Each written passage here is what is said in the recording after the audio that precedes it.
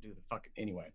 Hey everybody, how's it going? I'm your DM here, Pruitt of WebDM fame, and this is the noble and stalwart crew of Starward Bound. Let's get to tabletop loot first, shall we? Tabletoploot.com. If you put in the code WebDM15, I'm sure you fans know this by now, you get 15% off dice, and not just any dice. Tabletop loot dice. You know why? Because the code doesn't work on any other website. That's just for you. Let's go around to cast and crew. Then we'll do a little bit of a recap, and we'll see what's going to happen here. Kiana, how are you doing this evening? I am doing all right. I graduated. I started my full-time job. Life is changing, but you know what doesn't change? Doing some silly shenanigans with this crew, with whatever game. We're going off into space now. So yeah, I can't wait to get back. I miss doing this as I return as E44, everyone's favorite murder robo, Warforged Barbarian. It's going to be a time as we figure out whether we saved the planet or doomed it. It's up in the air. It's Schrodinger's sphere right now. It is both intact and destroyed simultaneously, forever locked in a quantum state. I'm sorry, I didn't mean to step in on your intro. No, I'm actually sure there is a sphere out there that is like forever in a quantum state. Well, you're damn right there is now. Next up, Trey, how you doing, sir? Yo, what's up? I know I've been MIA for the past couple of weeks, but I am happy to be back. It's nothing like hooking back up with your old girl again. I love y'all. Oh yeah, man. They're cool. Half-elf Kinsey monk, smokes, paints, shoots arrows, swords, all that good stuff. Let's go. Indeed, we are gone. Emma, how are you doing this evening? I'm good. Hi. I wasn't just saying shit with my mic muted because I'm very disheveled. I'm in Austin, Texas, mere minutes away from Jonathan Pruitt, and the longer this evening goes on, the more I believe I should have just gone to your house and snuggled up next to you and read all your notes while we play the game. What?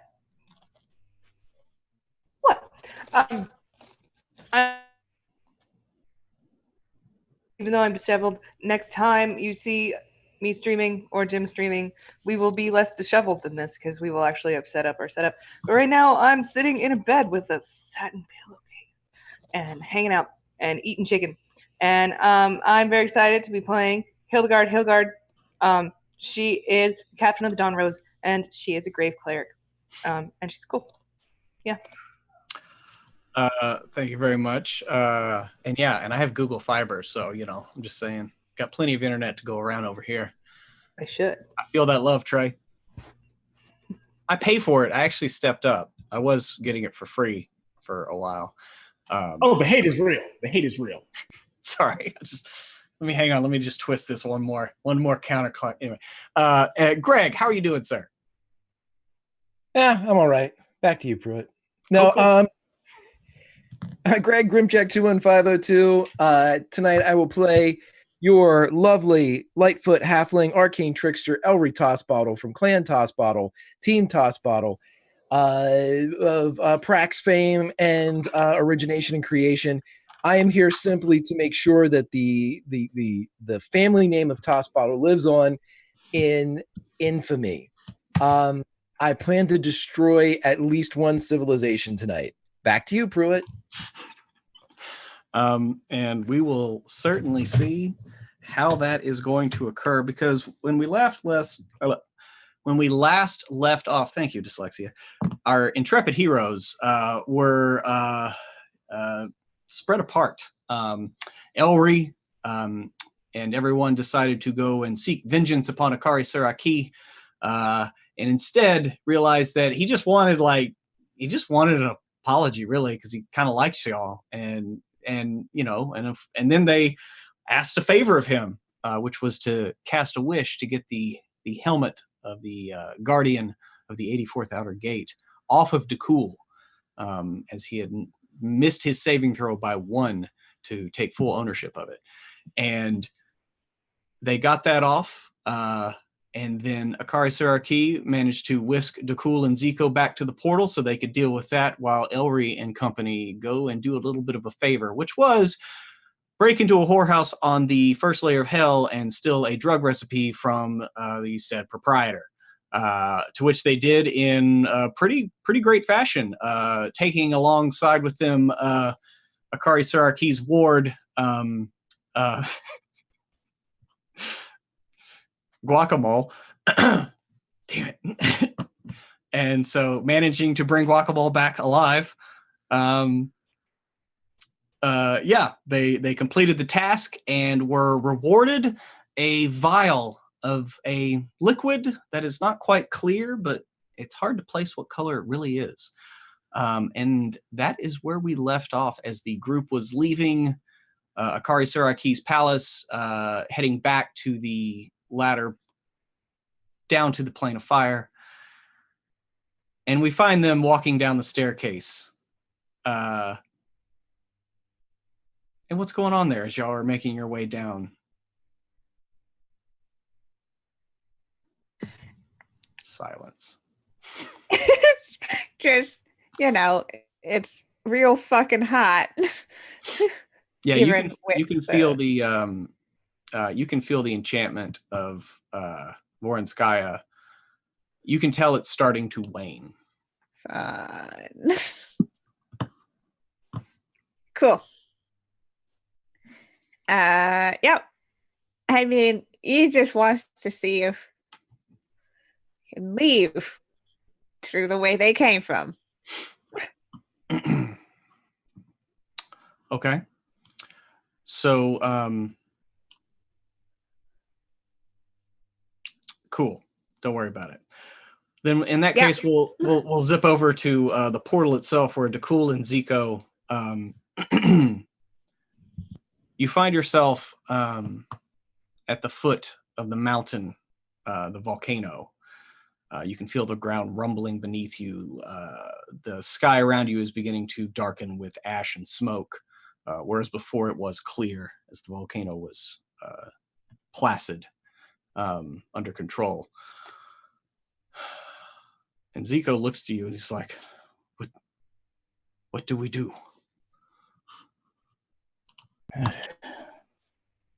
It appears things have not been going according to plan. We have to find a way to get out of here. Do we have access to the portal? We know where everybody else went, right?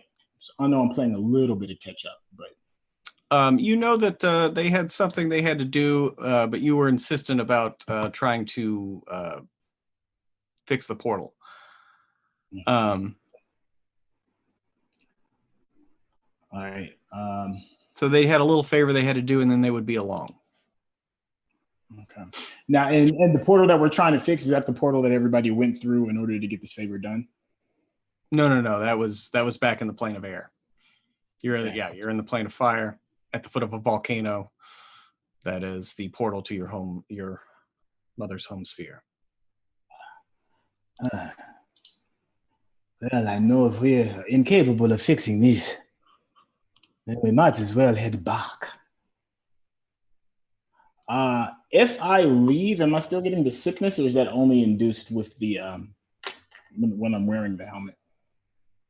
No, the helmet was taken off of you. You're fine. And it wasn't really sickness. You were just, you realize all the power that you had at your disposal. Okay. Well, I don't think we're capable of fixing the portal here, not with the tools that we have, and it's just me and him.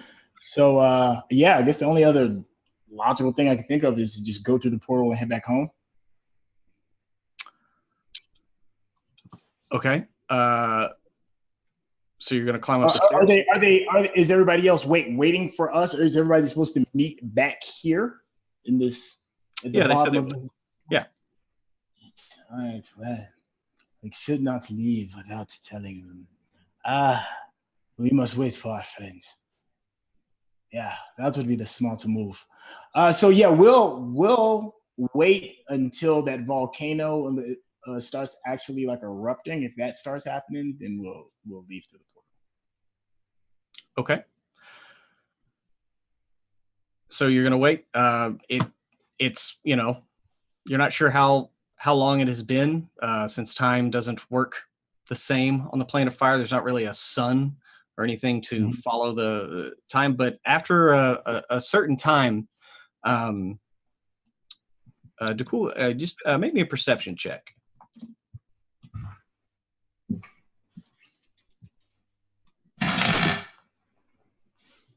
$18. Okay. In the distance, you think you see a group of people making their way through the pass that you originally took to head up to the plane of air.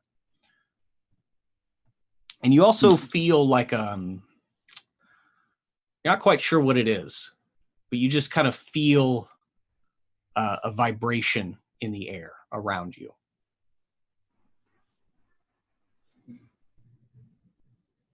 There's something very curious about those objects.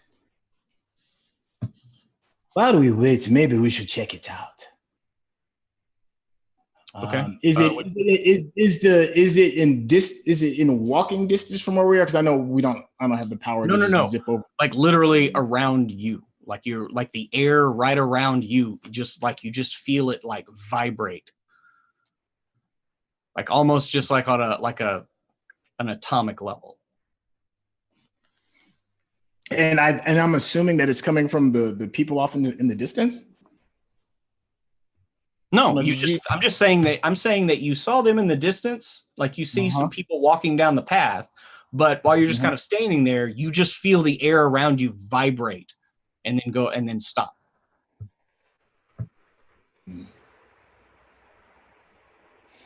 All right. Are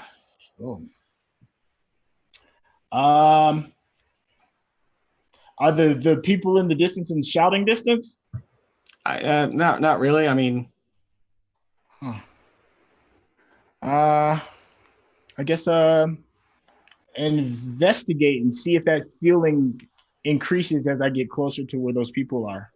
So yeah, walk towards them. Okay.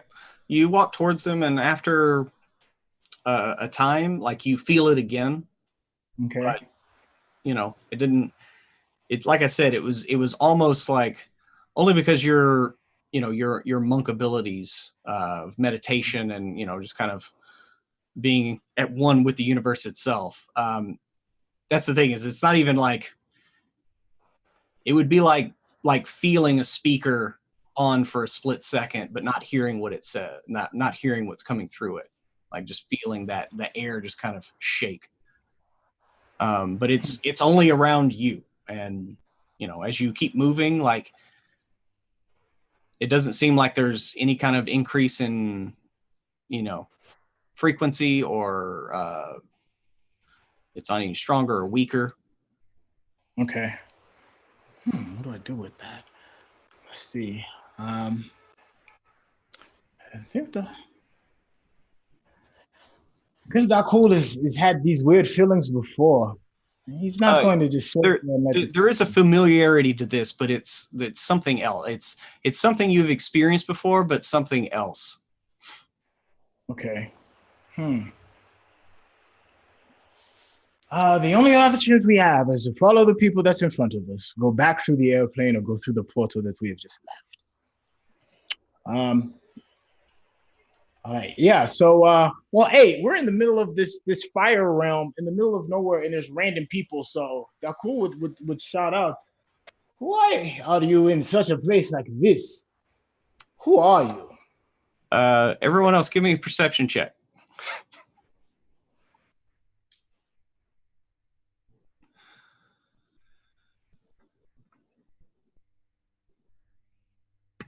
Yeah. An 11. 20. Hilda, you come around a pass and like around a ledge or whatever, and in the distance, you see Dakul. Pretty sure. I mean, his hair is unmistakable for sure, but you think you hear him asking something about why you're here in a place like this or something. It was a little hard to make out. Wait, like he's yelling at us, asking us this? Yeah, he's walking towards you, but in the distance, and you can barely hear the words like carried over the wind. Hilda just calls out, like, we're coming back. Yeah, cool. You hear distinctively your Commodore yell out to you. Oh, wait, how are you here, but not? I don't even want to know. Okay. How long? It is hot, and I am chasing phantoms. Plus, I have a funny feeling about something going on around here. Okay. And as y'all rejoin, everybody give me a perception check.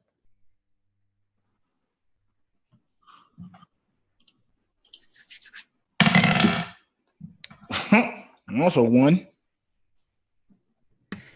17. 7. 15.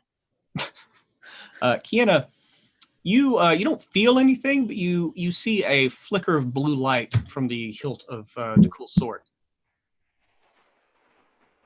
That You're not is sure if it shined or if it just some weird light caught it, but there's definitely like a twing, like a twinkle. That is interesting. I will point out that there was some weird thing. Either there is blue light emanating from the cool sword, or there is something that is reflecting it from elsewhere.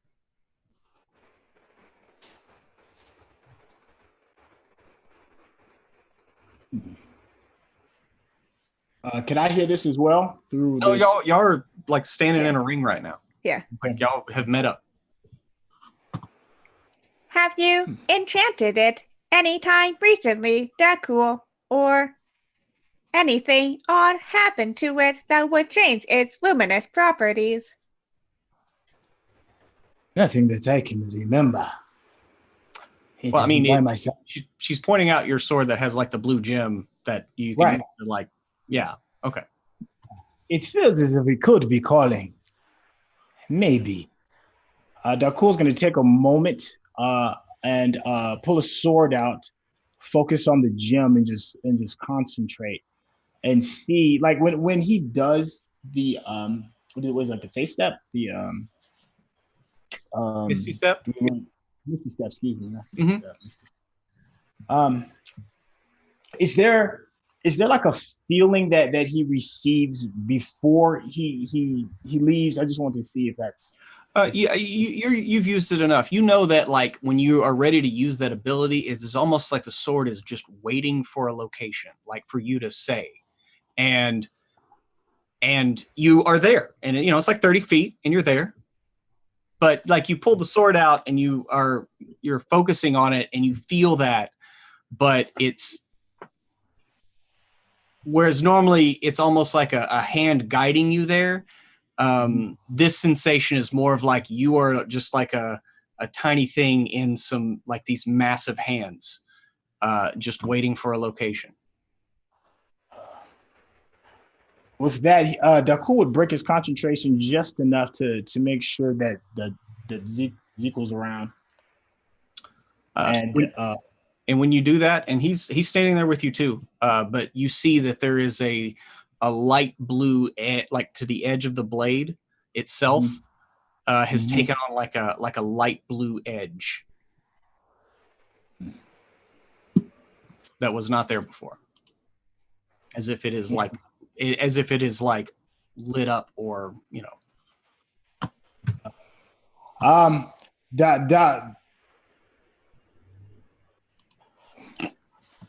Okay, so here's the question. This is what I'm trying to figure out. Because I'm in my head, I would try and do the Misty Step, but I want to bring Zico with me. Where do you want to go, Daku? I would want to go to where everybody else is, even though they're some kind of weird phantom in front of me, because I'm sure they're in a totally different realm, right? So Trey, everybody walked up to you. Y'all are standing together in a ring. Y'all are like the party is back together. I just want to make sure we're on the same page, because somehow that wasn't getting through. Okay, everyone's standing in front of you. They just noticed the twinkle of your sword, and you didn't feel the sensation. But like right now, you can just feel, Okay. Where do you want to go? I would actually pose that question to the party. I feel that we are being called to go somewhere. Let's test it out. Where shall we depart? I feel like we should return to the Heliax Sphere where we have left our crew. You will not hear me argue against that. Unless our captain, of course, has something else up her sleeve. Well, number one, when we're on away missions, I'm not the captain. We're an egalitarian society where I don't have any particular power over anybody else unless I really need to.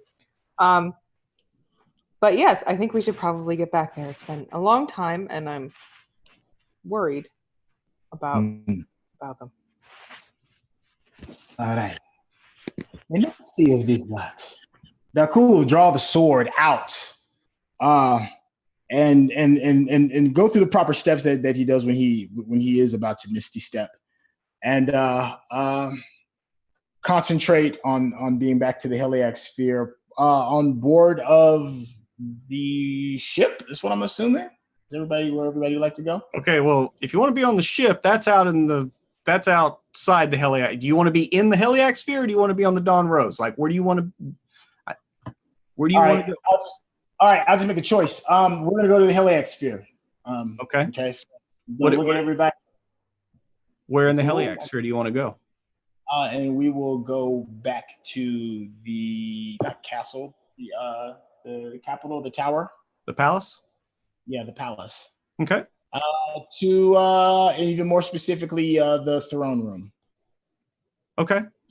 So you meditate on the sword, and this image comes in your mind, and maybe as you breathe, the sword just kind of moves just a little bit, and you see the tip of it tear a hole in reality, and you can see, like peeking through curtains, that image that is in your mind of the throne room through the little hole that you have cut. You can see into the throne room of the Heliax Sphere.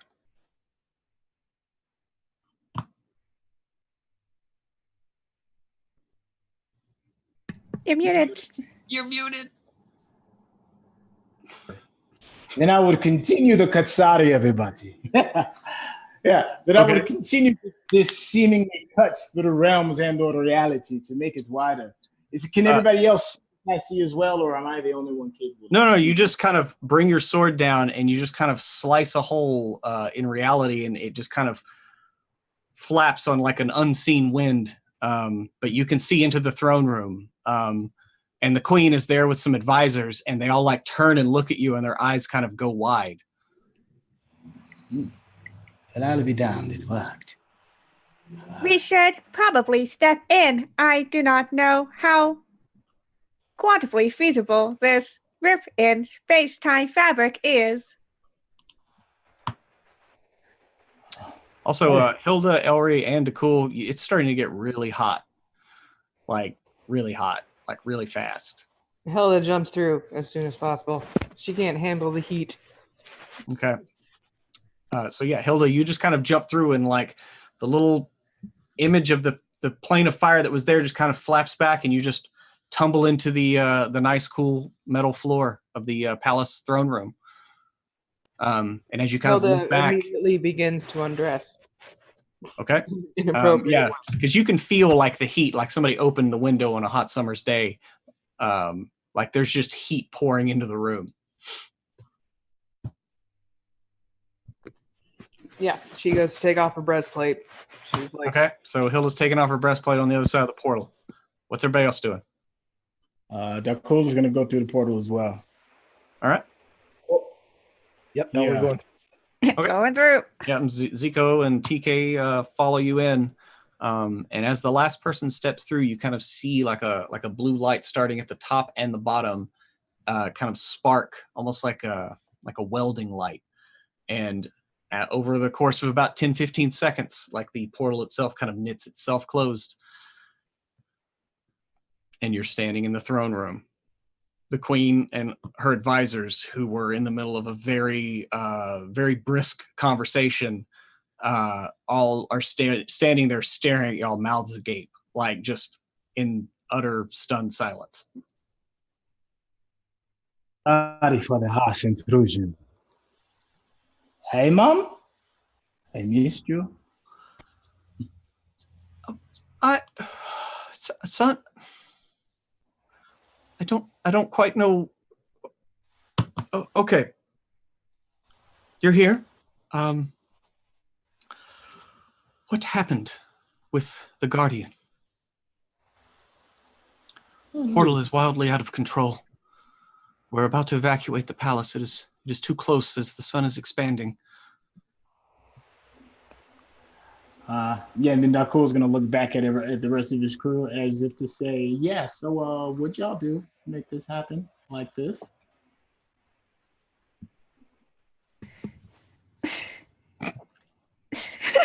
Hilda stares at Elry.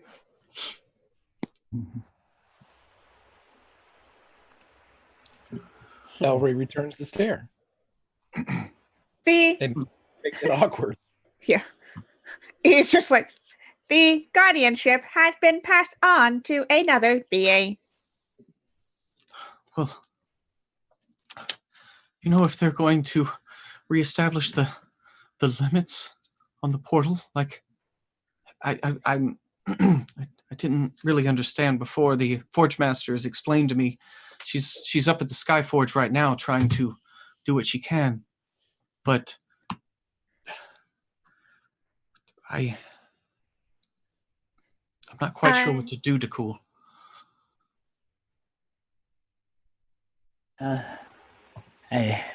From the way things look, it is not looking good, Mother. It may be time to start moving, using emergency strategies to save your people. That is the decision I have to make. We do have an emergency detachment protocol, but there is another option. We enact the engines and we rejoin the wider galaxy. Yes. I think that must be done. As you have been hidden far too long, this could potentially be a good thing. Yes, it could be. The sphere is not yet complete. we would be vulnerable, but it could work. Who cares about vulnerability? You will be alive. That is what matters, and so will your people. Is there anything I or we can do to get everybody out safely? Well, if we rejoin, then nobody needs to get out. It was always the plan that once the sphere was finished, the limits would be released, but that all of the extra energy would be shunted into the systems to power the sphere itself, its mobility, its systems.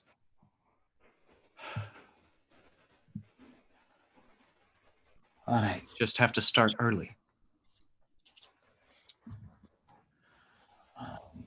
Okay, Forge so Master. yeah. What should I do to cool? We will find the Forge Master and get the engine started. Last I checked, she was with the Dawn Rose, right? Oh, she has returned. Once the crisis started, we were recalled from your ships. I have to be with my people. I will not stop you this time around. You needs to lead your people, for I fear there could be panic. Will you take the message to the Forge Cleric and see? Surely she will need help. The crew will look back to the crew and be like, I think we should do this, and quickly, before we all die. So, yes, we will take your message. Is my sword still blue-ish, the gem? No, that light along the blade and the gem itself has gone out. Okay. No. Yes. We will need some transportation, mother. Please give us some of your blood so we can be there quickly. Yes, they are outside. Please take what you need. Be careful though. It is much warmer. And up near the Skyforge it will be nearly unbearable, but be careful. Dakul lets that soak in for a moment, and then he walks over to his mother and gives her one last, well, not last, but just a good hug, and said, "Don't worry about a thing, mother. We have survived so far this long. It is not our time to go, nor your people's. We will be fine." And turns and heads towards the Eagles. Okay.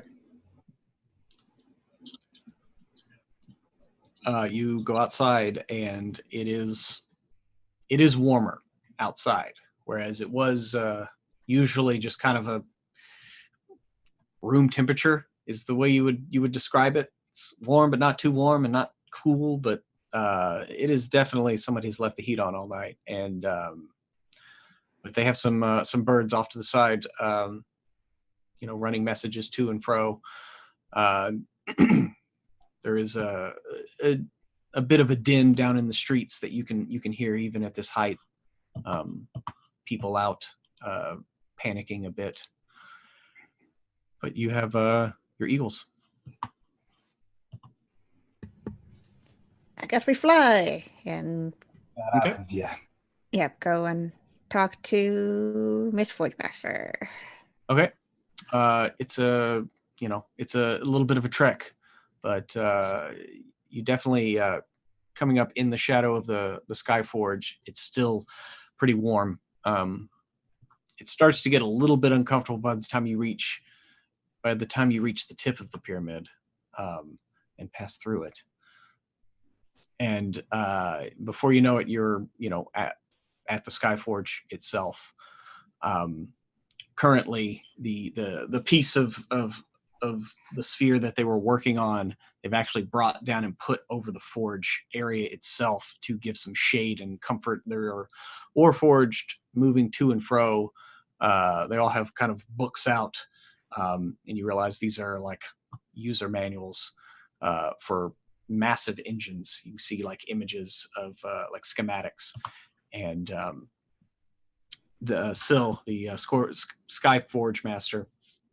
She turns and looks at you as you land, and her hair is down, in her face. She has sweat just caking it to the side of her head. She looks like she's very near, like succumbing to like heat prostration or whatever. But she's been casting, and she kind of looks. And is there word from the queen? It's about to call for to abandon the forge. Yes, we have just left the royal palace, and she has given a message, and the cool will give that message to her. What should you have us do? Oh, well, the engines are need to be turned on at the surface. We'll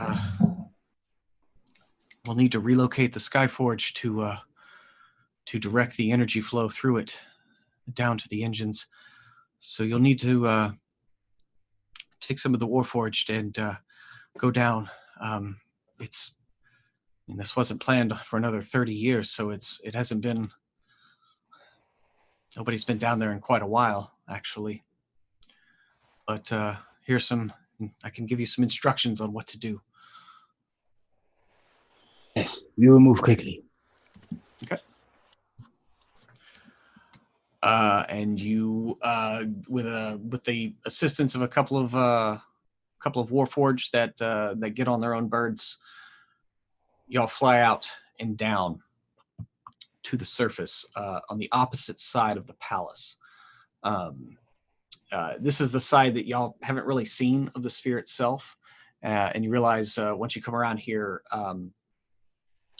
you see a large fields of mirrors, like energy collection mirrors that make a massive ring around a central receiving lens.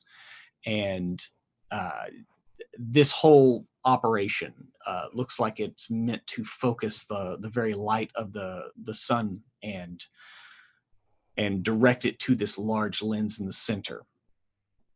And as you're flying down, one of the warforged is kind of explaining this to you. And, so basically we just have to make sure the mirrors are adjusted. There's 3 things we need to do. We need to make sure the mirrors are adjusted, make sure all the fuses are popped into the open, and then flick the switch. So y'all can drop us off at the fuses, but you'll need to turn the mirrors. And then we can meet you at the central engine to actually turn it on. All right, I will head towards the mirrors. I'm not going to volunteer anybody to come with me, but if anybody would like to come, I will be heading to the mirrors. I will go with you. Good. All right, so I guess me and Hilda will head towards the mirrors to change them. Okay.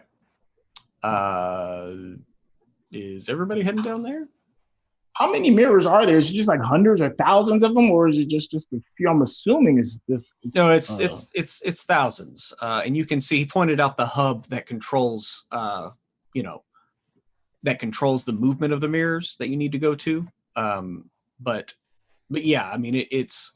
You just have to orient the mirrors to where the Skyforge is going to rest over the sun and begin deflecting the majority of this energy down. And then they collect them and direct them to this central lens. And that becomes the entry point for the engines. Do we have to get to the hub? Sorry. Oh, yeah. I said maybe we should all go down there to the hub. Okay. Now, if it's that many, let's all go down. Yeah, it's quite a bit. And so you head down to this hub, and it's kind of at the 12 o'clock position of this whole ring of mirrors is where you kind of land. And it is a large structure. It is pentagonal, probably a good 100-foot tall. Once you get to kind of the front doors of it, and you see in through some of the windows, you realize it's a large kind of open factory, just like a very open building. Entering the front doors, which you realize like there's actually like dust here, like on the ground as you walk. Like nobody has been here.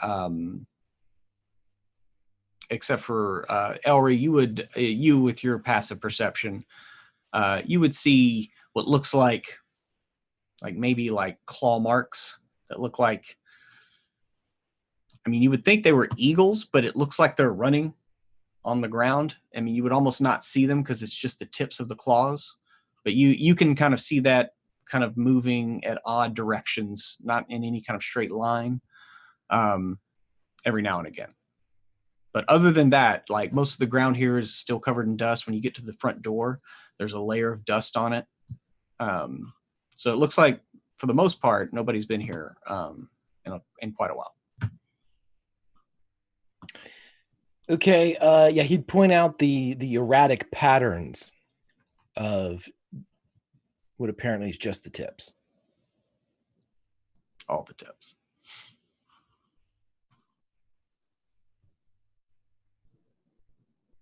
He just points.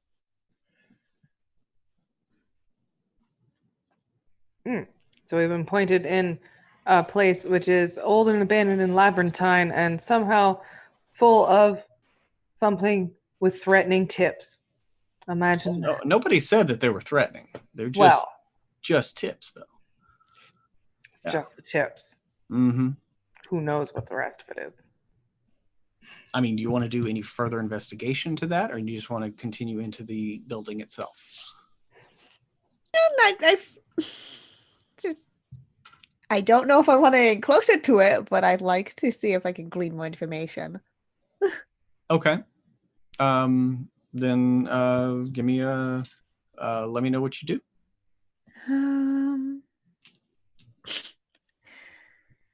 What is E44 doing, and then I will assign the roll to it. I'm going to pay attention to the shoot that we just made. I think E is just trying to analyze what this could be. Mm-hmm. Like just basically comparing, like, okay, so is that the shape of this look like it matches with any of like the images in my files, or? Okay, so give me an investigation. An intelligence check modified by the investigation skill proficiency. That's not great. Investigation. That's 15.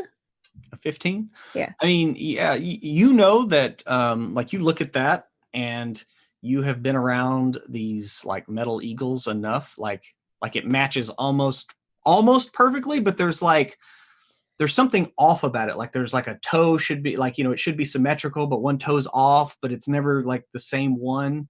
And you can tell looking around here, there are multiple tracks, and they're not really uniform. They're asymmetrical, where these are like created beasts that are very symmetrical.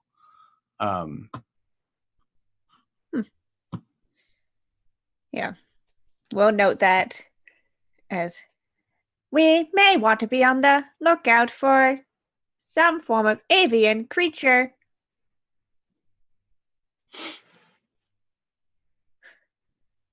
But we should be able to proceed at this point.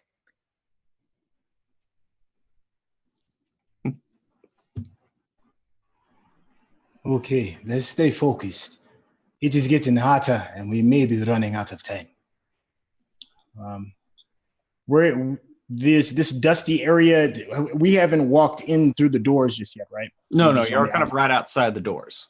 There's a small couple of steps up to a set of double doors, and even this like has a kind of a glass slat in it, and you can look in and see some control stations, and in the distance, sets of what looks like large, like engines that have rods going out of the side of the building that you can kind of see, like, looks like they line up with the rows of mirrors. Like maybe like you control everything from here, and you adjust it, and these motors inside this building actually like move the mirrors with some kind of probably like a pulley system. You're not sure, but it's on a massive scale. We need to find the central control panel or the unit in order to get all of this moving. Yeah, so Dakota will do a perception check to see if there's anything that's of a smaller size that could be used to control all of this massive machinery. In this building, is it just one open building? Does it have levels? Is it open? Is it like an open roof or? Like, well, I mean, just looking in, you can see not too far into the room that you can see is a set of control panels, and then past that are a series. Looks like you're not sure how many rows of like motors in a line that have like piping that go out, and you can see out the side of the building where you're at that it leads to the set of mirrors right outside. And so it looks like this hub at the 12 o'clock position of this ring of mirrors, like from right here is where the mirrors are adjusted. And it's just inside that building. Okay. Or just inside the doors, excuse me. Cool. We'll head towards that control panel looking thing and see what he's able to understand about it. At this distance, you can't make. I mean, you can tell that it's a control panel, but I mean, it's 100 feet in the room. Like right, you'd have to go in. Yeah. Well, Dakul would like to go in and walk in the direction of the control panel. Okay. Give me a strength check as you kind of push on the door, and it hasn't been opened in a very long time, and it budges like a millimeter, and it's just just starts grinding. So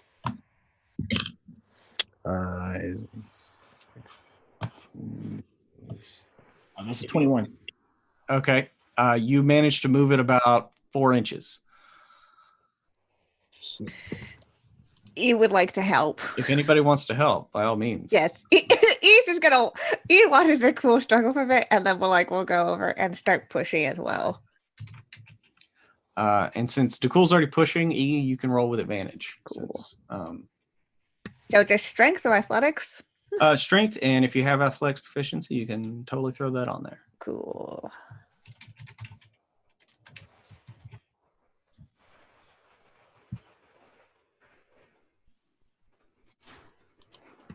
Okay, that is a 27. Yep. So Dakul, you're pushing it, and it's like you kind of give it a few heaves, and you move it like an inch, and then 2 inches, and then another inch, and you can fit your arm in there, and you're pushing with all your might, and then you feel like a kung of E's hands, and then y'all both just and just slide the door open, and it's just has not been opened in forever, and it's like a solid metal door, and it echoes through the room and reverberates kind of, and no perception checks needed because you all definitely hear like scuttling deeper in the room. And there are, like, you can see parts of the room because of the sun itself, and there are holes like in the roof, whether it's glass, you're not sure, but it just kind of lets in natural light. So there's kind of like slats of light. It's very noir. But there's definite scuttling coming from somewhere deeper. What I tell you. Threatening scuttling. Everything's so threatening tonight. Very threatening. It's threatening tips. Well, that is likely the organisms that left the footprints outside.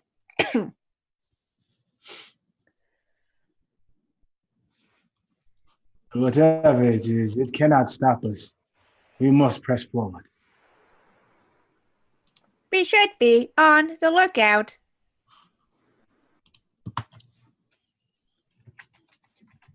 But you are correct. We should continue to investigate and make sure to do this in time before the sun decides to burn many things. Dakul is thinking with concern of seeing his mother again, and then just the fact of all of this madness going on, the potential of everything being destroyed. So he's kind of going to throw caution to the wind and still head in what he thinks is the direction of the control panel. Okay. Yeah. So, and another thing that might spur that, as you kind of look up at the sun itself, you can see the skyforge kind of coming around much faster than y'all had seen it move before. Like it's looking like it's like moving under propulsion as it's rotating around the sun, and it's looking like it's coming to line up with that large lens that is at the center of this massive ring of mirrors. As it looks like the Forge Master is true to her word. She is getting the Skyforge in position to shunt all of this extra solar energy.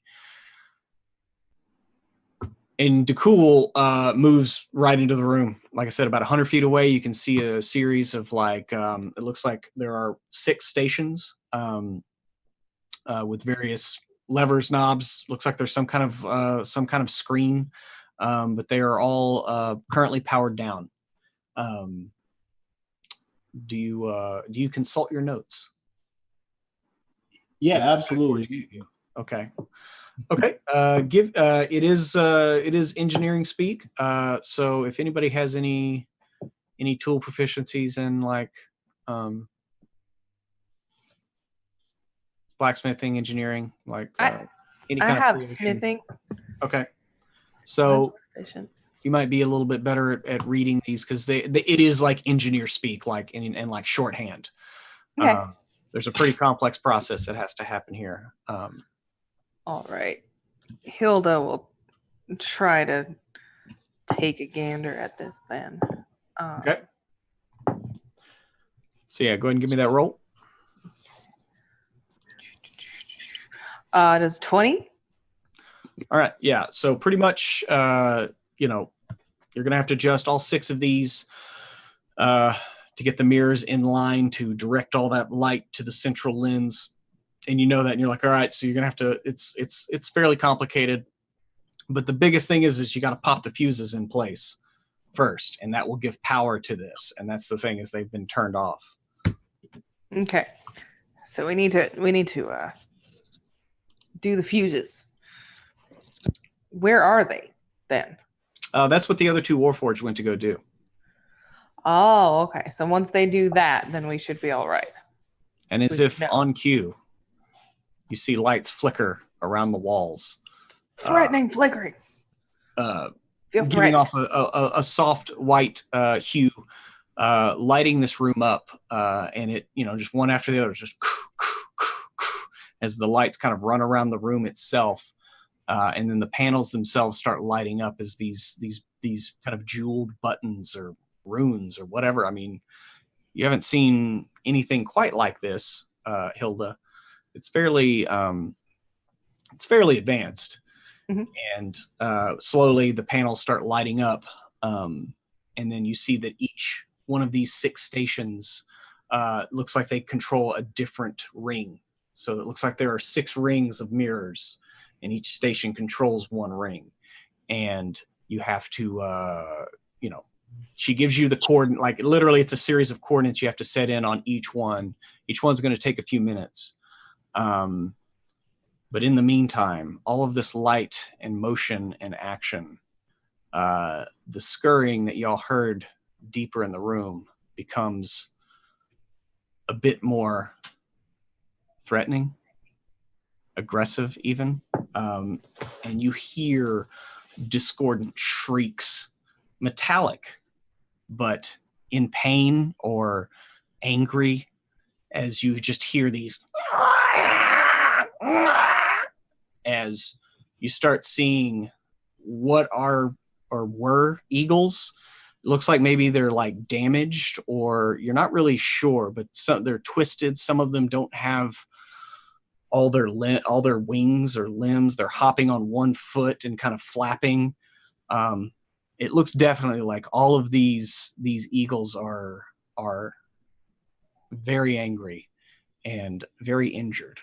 Not really sure how they got here, but it looks like they were using this building as kind of a home, or you're not really sure. But they are advancing on you right now. Just an estimate of how many? At first, you're like, there's like 5, and then like 10 as they start kind of coming out between all of the piping and the tubing that comes out from the engines here. As there's, a series of lines that run from this control panel to all of these engines that go deeper into the structure.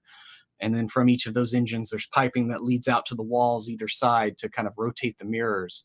And they just kind of keep coming, but they're like moving with distinctive purpose towards you. And they are not happy that you have invaded their home and their sanctuary.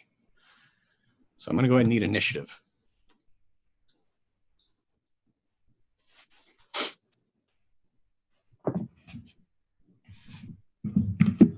$16 for Hilda.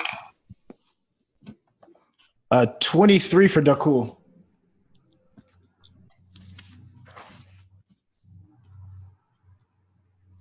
Okay. 13 for E. Ellery? Sorry, brother. I hate to do this. I have to bounce, man.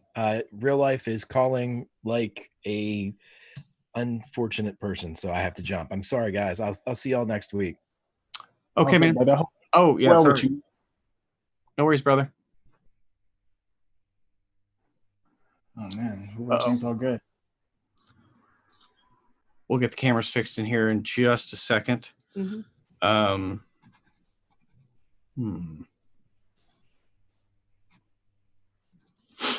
Okay.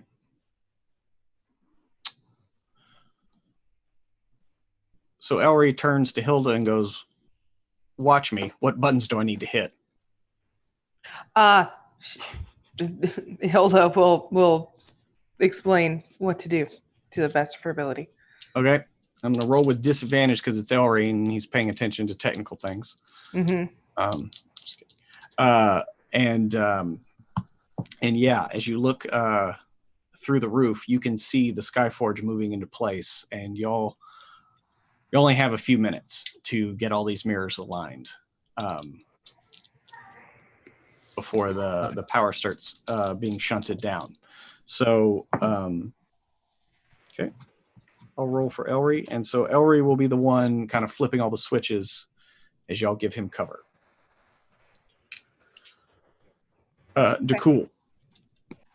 The very first thing that I see that's heading towards this eagle or otherwise, man, Dakul's going to pull his bow out and let loose. Okay. Yeah, no, this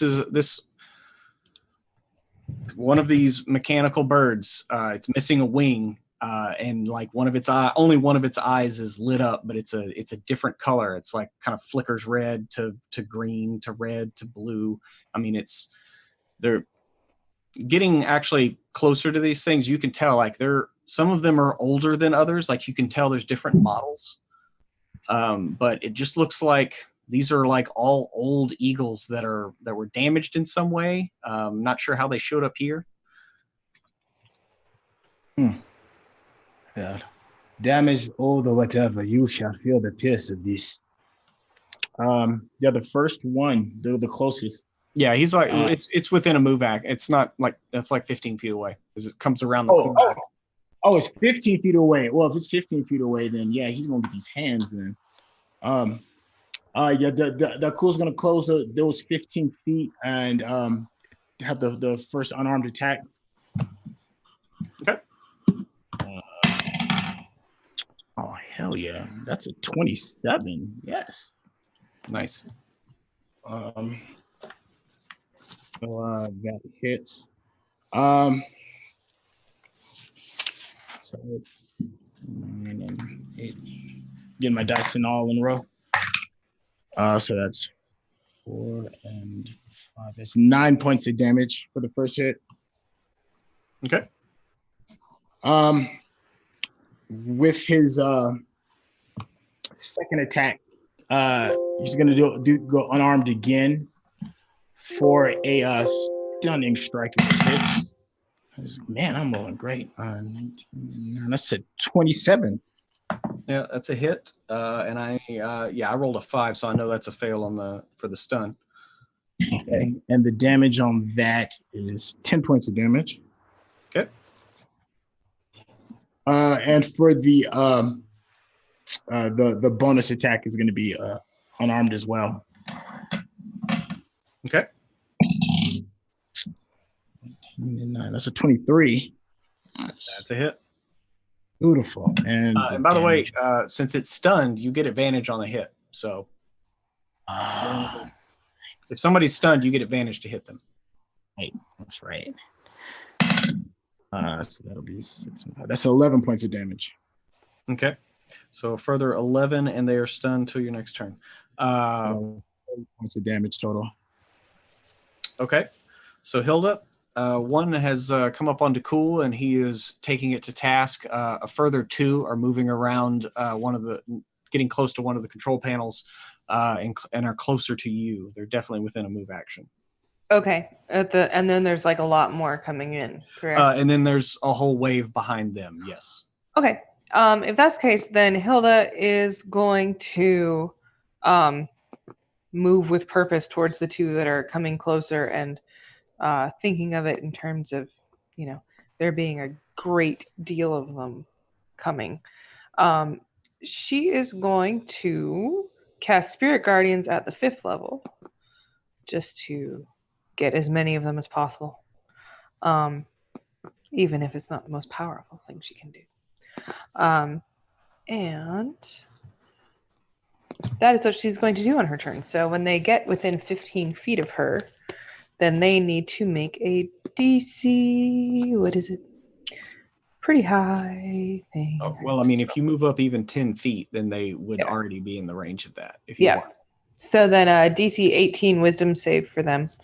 To save for half of 15, because my dice roller hates me. Okay. It looks like they both take the brunt of that.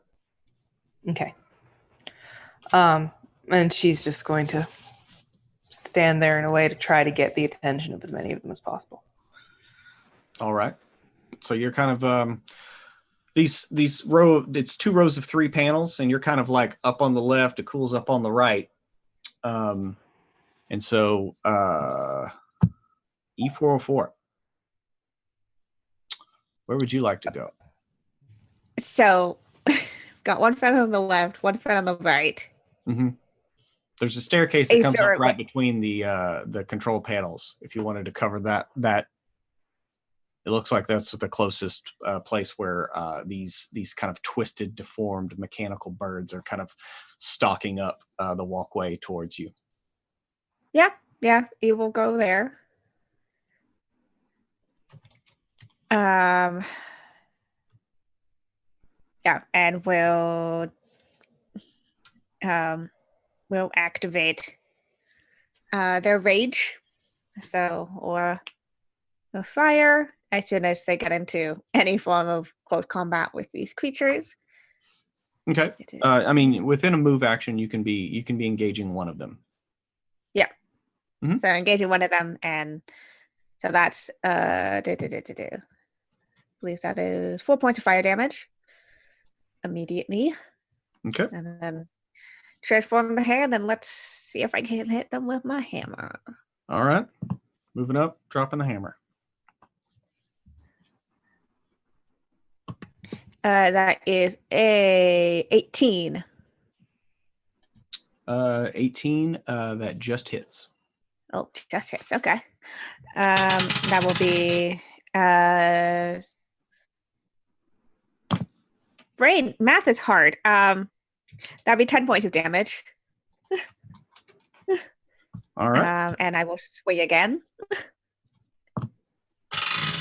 No, that one will miss. That's That was Okay. that was 11. So All right. So yeah, you hit once, missing the second time, maybe because it's recoiling from that first impact through your swing off. But it is their turn. So Dakul, the one on you, he strikes out, kind of hops up, raking its claws at you. Mhm. I got a 17 and a 24. The 24 hits, 17 misses. Okay, you're gonna take 10 damage as this thing's claw slashes at you. And I mean, you know these things. These are like made of adamantine, so they're no pushovers. Hilda, it's the start of their turn, so they need to DC 18 Wisdom save, or take. Well, is it the same round so another as 15. me? Another 15. Yeah. Okay. They look like your gravediggers are like have. Well, never mind. I'm not going to say that. What do your gravediggers look like they're doing? They, I imagine that in the face of this foe, they have all taken on a metallic sheen themselves, and that they are trying to fight them as much as they can, and are probably, as this fight goes on longer, they're taking on the same sort of injured but slightly birdy form. Oh, there's thunder. Are you getting thunder, Pruitt? Because I'm like so close to you. Yep, there it is. Yep. Yeah, you are only like 3 miles away. I'm scared. I It's should come okay. to your house and read all your notes. And Thunderstorms are snuggle up. normal here in Texas. I know they are. They happen all the Trogdor time. Burninator hates them. I'm sure he does. The sky screams at you for like hours and then cries on you while it's screaming at you. We try to tell him all the nice things, like the clouds are just bumping into each other, honey, and he gives us this look like you're full of shit, Mom. Yeah, don't do what my mom did, which is tell a child, "Why does it rain, Mommy?" That's because that's God crying because of all the sin in the world. Oh, God. There'll be a lot of rain. No A whole lot of rain. bullshit. That's what I was told as a child. Good Lord. Anyway, so these guys look like they're succumbing to your grave diggers or whatever. So I was thinking they had like tools, and it looks like they're disassembling them instead of burying them. That's cool, too. And they swing back. One of them, I know that misses you, and a 20 hits. So you take 20 damage as it kind of digs its claws in. Wait a second. 20 damage? You have My AC's 20. no, I know, but I rolled a 20. Like I literally rolled a 20. Nat 20? A nat 20, yeah. Oh, I have adamantine armor, so that. So you take 10 damage. Yeah. It's still a hit. It's just not a crit. Right. So yeah, you're gonna take 10 as it does find its claws like slip through a seam in your side, and you kind of feel its claws dig in, but just the tips. Just the tips of its claws. Still threatening though. And then Kiana, E44, 23. Does that hit you? yup. Okay. My AC is an 18. 18, gotcha. All right. So that one hits you. You take 10 as its claws kind of slash into you, making it Elry's turn. Elry, following the instructions that Hilda gave him, that's the first panel. I'll be a son of a bitch. I'm not lying when I say I'm rolling with advantage for Elry. Two-tiered For DC. disadvantage? You know, I'm rolling with disadvantage, and I rolled a 19 and a 14. And I'm just giving him a +3, and that just gets the actual number. So he's flipping switches at the first one, and it's like ready, and he's about to move to the second panel. If he doesn't roll good enough, it's going to take a few rounds. So it looks like one panel down. All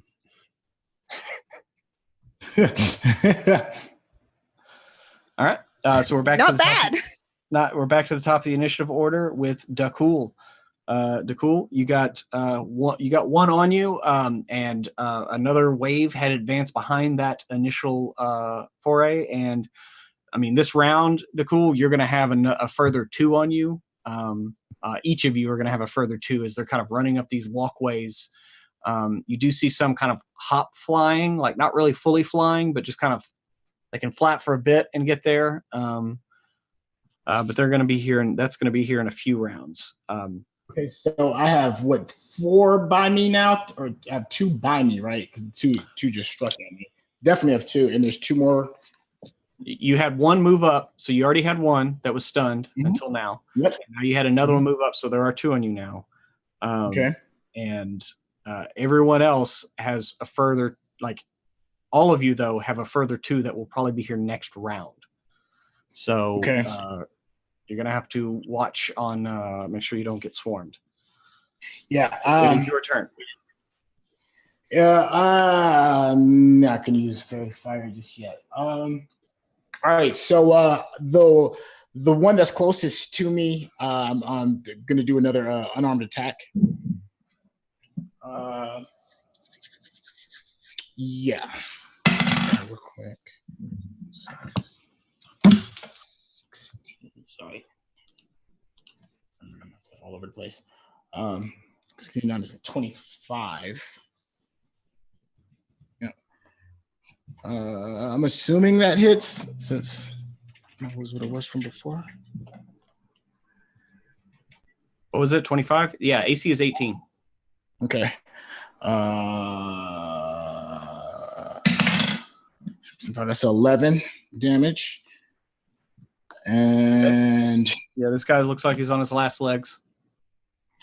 Since he looks like he's on his last legs, Darkul is going to move back 20 feet. He's gonna disengage with sorry, I'm sorry, I got all my stuff all over the place. So you're gonna use what, Step of the Wind? Yeah, to disengage. Okay, are you gonna make your second attack first? I made the first attack. I was gonna first attack, then disengage, and then attack again, and then use my bow because I get a second shot with my bow. Well, but you already made your melee attack, so you only have 1 more attack. I've got 1 more, but that attack, bonus action to disengage. So that's right. So, no, you're right. No, you're right. The bonus action was to disengage. Okay, so the bonus action was disengage. So yeah, move back 20 feet, and then so my final attack will be with the bow. Once okay. Sure. So, all right. Let me move that. Pro tip: dodge is almost always a better choice than disengage because it lasts until the beginning, until your next turn, and everybody has disadvantage to hit you until then, as opposed to just avoiding 2 attacks from the 2 people attacking you now because they're probably going to move up and attack. I'll shut up now. Sorry. Anytime we get done, I'm all like, I'm loaded with knowledge. No. Okay. Well, if that's the case, then I would use after that attack, then I would use dodge. Oh, excuse me. I would attack again. Use dodge. Yeah. All right. So they both swing at you as you dodge, and they both miss. Okay. So that would be it. So it was attack and then dodge. Okay. Then those are my 2 actions then. Attack and dodge. All right. Next up, Hilda. You got 2 on you and 2 coming up pretty soon. Okay. So I'm going to roll the damage for this round. 16. Thank you, shitty dice. And so the ones who, how far away are the ones who are coming up? They're about 20 feet away. They're another move and they'll be up. Okay. I'm going to try to do a thing. Looks like one of them has almost succumbed to the spirit guardians. The other one, he fared better this round. Okay. Sorry. I don't usually play games on this computer because it has too many other things on it. I am going to go ahead and just whack that one, the one that has almost succumbed, with my warhammer. And all right. Well, that's 5d20. That's not helpful. Give us that. There we go. I 23 to hit. 23 hits. All right, great. And then it takes 11 damage. Yeah, what does it look like when you smash this thing? I imagine it looks like kind of like Goofy, like Raggedy Ann or Andy, but metal. It's just like springs pop out of their eyes, and it makes a cuckoo noise. Okay. There you go. Yeah, it was in the middle of a mighty screech, and you kind of catch it between the eyes, and its eyes kind of bug out, but they hang on their wiring, and yeah, it lets out a woohoo, woohoo. It's a little sad As it slumps to the ground, ears, servos twitching just once or twice more before.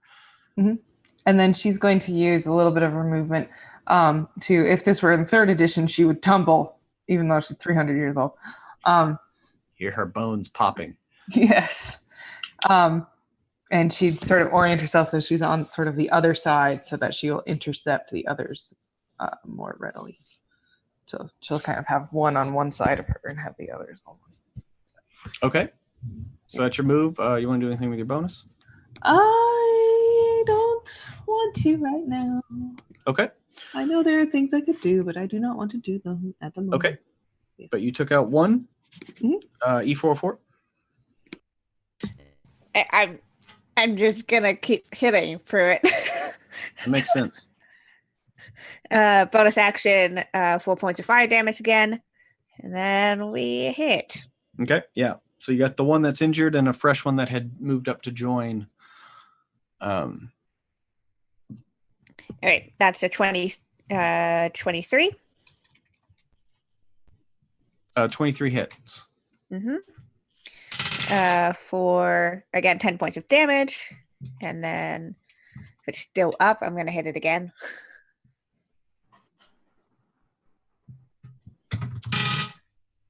That is how many points of damage again? 10 points. Okay, yeah, it's still up. Okay, well that was a 26 to hit, and that is that is 15 points of damage. Okay, it's like barely up, but it is still up. Okay. Is it? Yeah, it's you've crushed one of its wings. It's still got a claw that it's like weakly like gonna strike out at you. So Dakul, the ones that you backed away from move up to you and attack, but since you took the dodge action, 16 just doesn't hit you yet. You cool? No. Right. Yeah, it's 16 doesn't hit. That's what I thought. All right. So first one misses on its attack. Second one, you 20. You wasted 20. Second one misses on its attacks, and a further 2 move up behind them. So you're gonna have like 4 that are about to swarm you. Cool. And there are still more behind them. Hilda. The one on you fails his save. So yeah, the one you move past drops from your spirit guardians. Okay. The other 2 move up. DC 18 wisdom save. There's so much thunder. Yeah, there's a lot. And they both move up, and it looks like your guardians are going to work on them, but they manage to get to you, and that's going to be 1 hit. That's a 24 to hit, and then that's a 23 to hit. So you got two hits on you, so that's 20 damage as they're just kind of slashing out with their claws. And they look very determined to defend their homestead. It's so threatening. It is. It's threatening as hell. 17 doesn't hit you, E. So you just get hit once for 10 damage.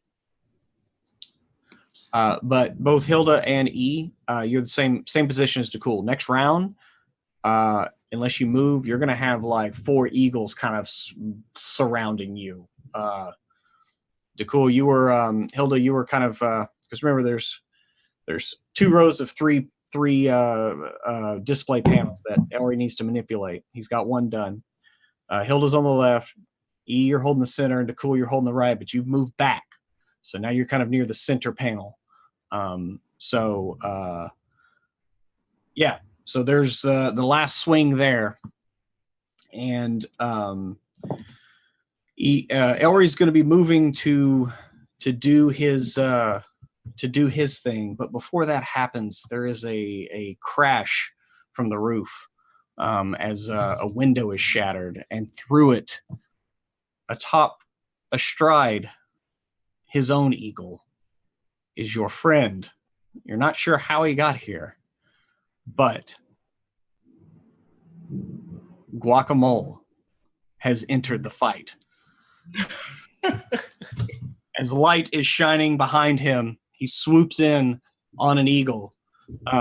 Is he riding bitch on the seat? Because he only rides bitch. Yeah, no. There was a Warforged actually flying the eagle, but definitely Guacamole's leaning out the side. And Grant, what does Guacamole say as he enters the fray at this moment?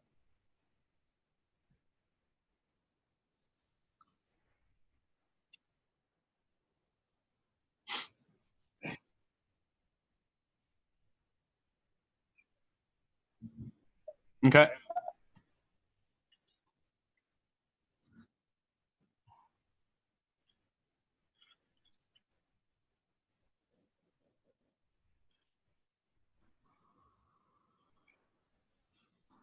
Okay. I need to make a save. I got a... what save do I need to make for that? Wisdom?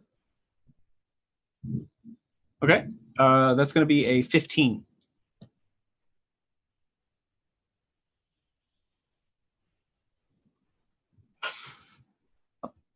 I'm sorry, what's it? You may be muted to the stream.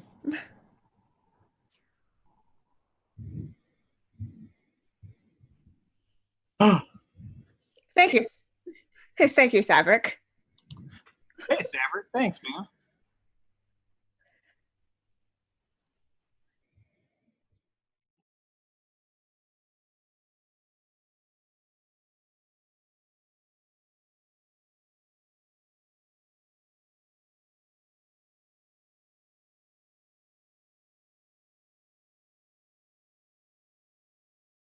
There's levels.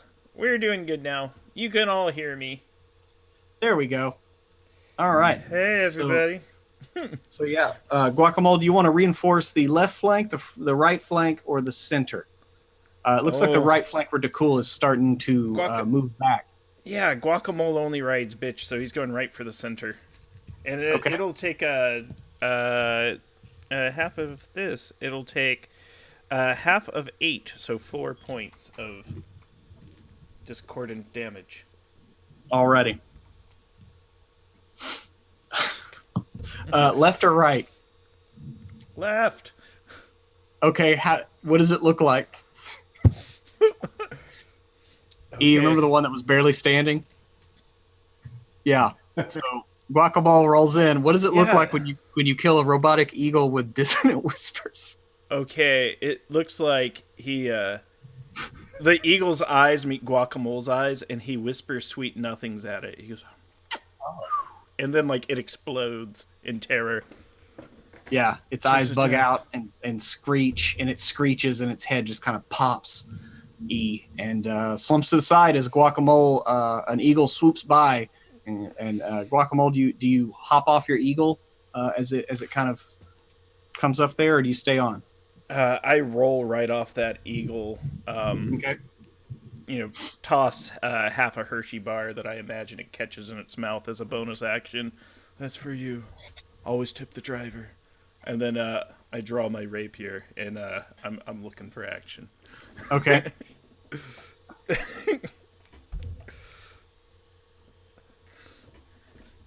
Chad, Oh no, did we lose to it? that's the power of Guacamole. We just won D&D. Oh, We're in some really intense thunderstorms right now. Yeah, it looks like the light went out. Like, do you see his background? right. Oh, he might have lost power. I think he lost power. Like, Let me look at see. like it. I saw the entire green screen go dark. Yeah. Rip. Well, Gonzo. All right, let's see. So if you ever want to win Dungeons and Dragons and defeat your dungeon master, what you do is you inject 10,000 volts into his body. Oh, There he goes. Yep, there he goes. Oh, Goodbye, Pruitt. Bye, Where is Pruitt. our god now? Well, Yeah. it probably means that whatever he gets, I'll get in about 12 minutes. Okay. so I think Kiana's going to be dungeon master now. So you're Oh, there. good. Yay. And Dakul can stay where he's at. And then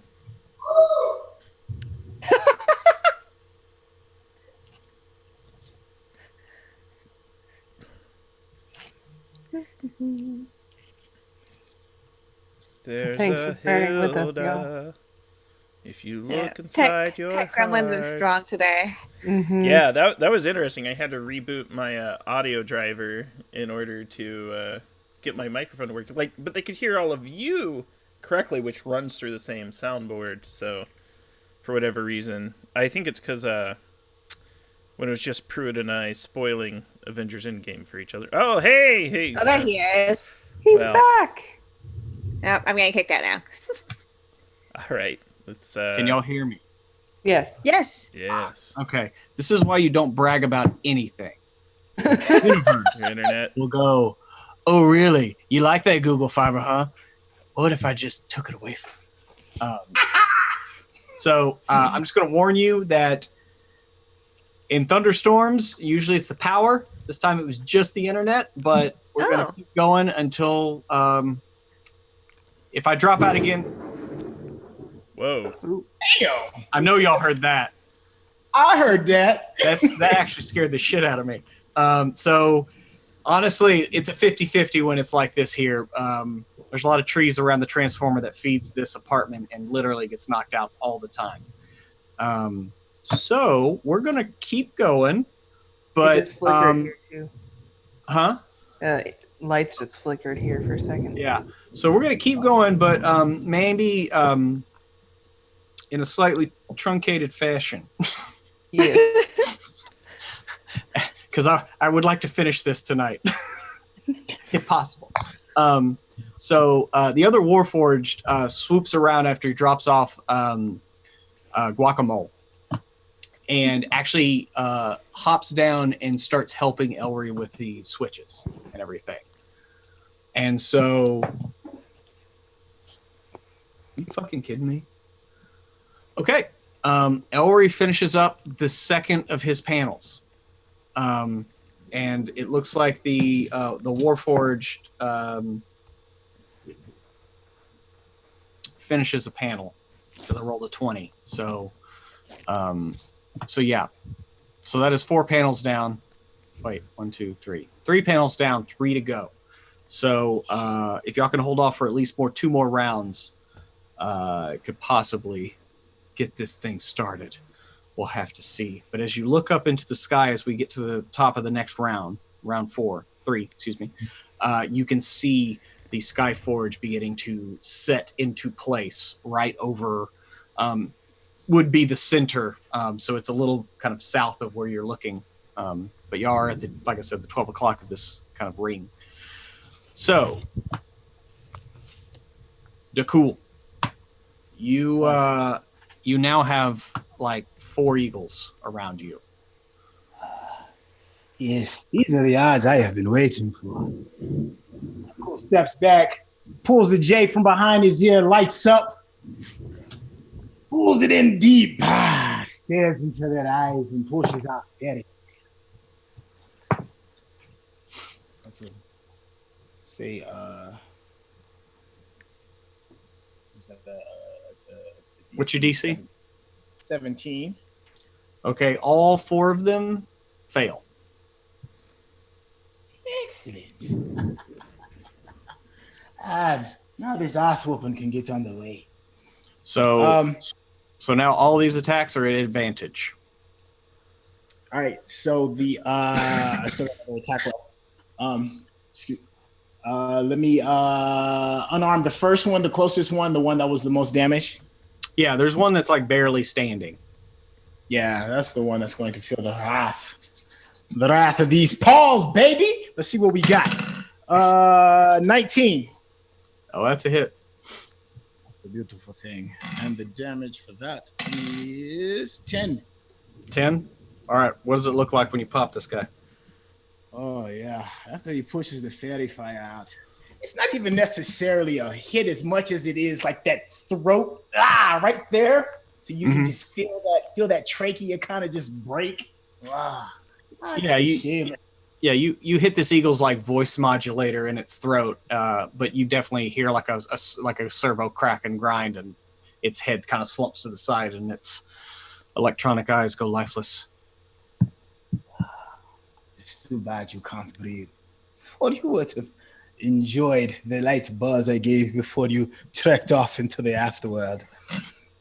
All right, so you got 3 more eagles around you. They're all lit. They're all have the fog clinging to them. Yes. And then one more. One more unarmed to the closest one. To the closest one by me. This is my bonus action, right? So Fairy Fire, the first action. Attack was the second. Oh, wait. I'm sorry. Yeah, that's right. You did a Fairy Fire. So technically, you're not supposed to attack. I'll let that one attack go just because we already rolled it. Because if you do a Fairy Fire as your action, you can't do a bonus action. Like attack. You can only bonus action attack after you do an attack action. But I'll let that one. I'll let that one attack slide as your bonus. But they are Fairy Fire. I will take it. Okay, cool. Hilda, it is your turn. And much like Dakul, you now find yourself like surrounded on the left flank, covering that walkway. Great. That's what I was hoping would happen, except for the fact that I only have 31 hit points left.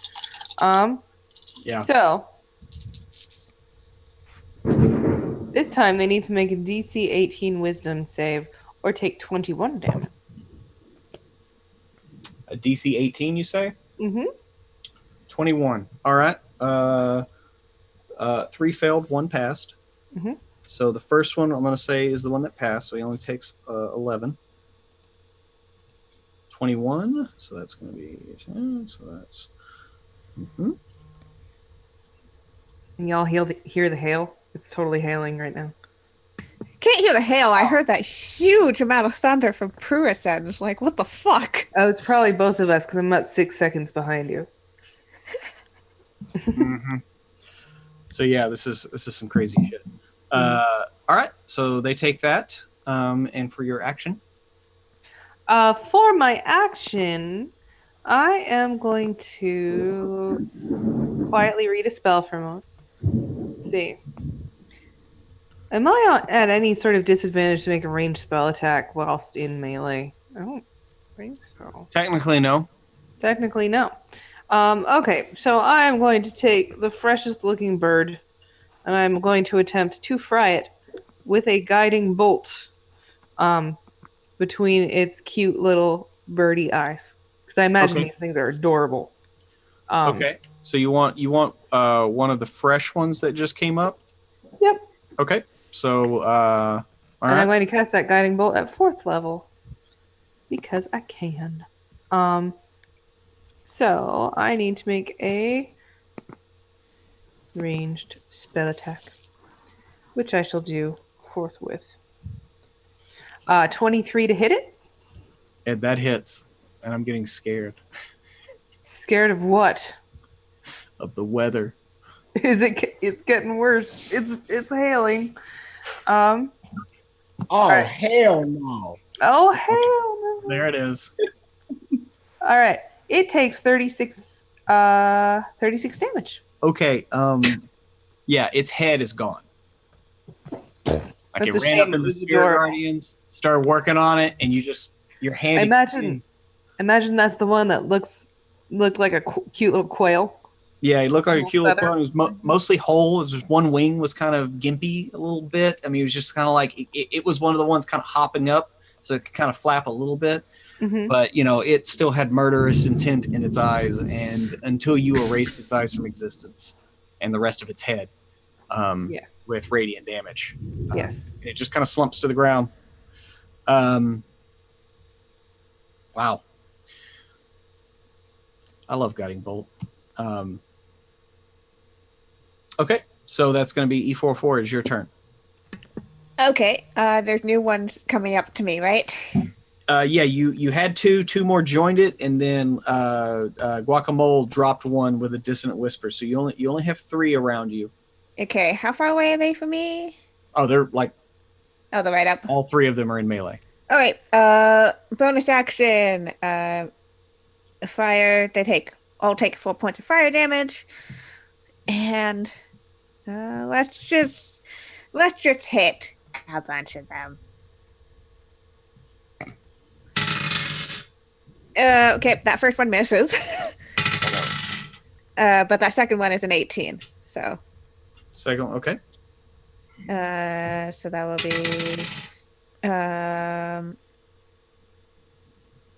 God, math is hard. That is 12 points of damage. 12 points. All right, you smack him a good one right across the mug.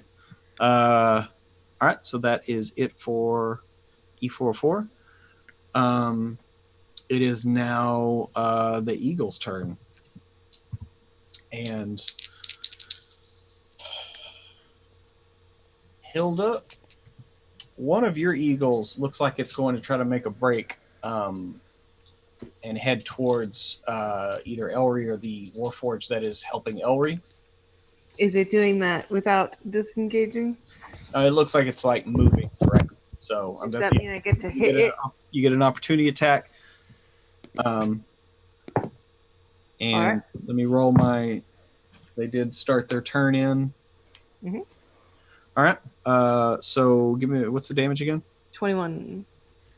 So he passed. Only takes 10 or 11. I rolled a 12 to hit it. 12 does not hit. Yeah. But one of the other eagles does succumb to your spiritual guardians. That's the one that looked like a chicken. I'm just Yes.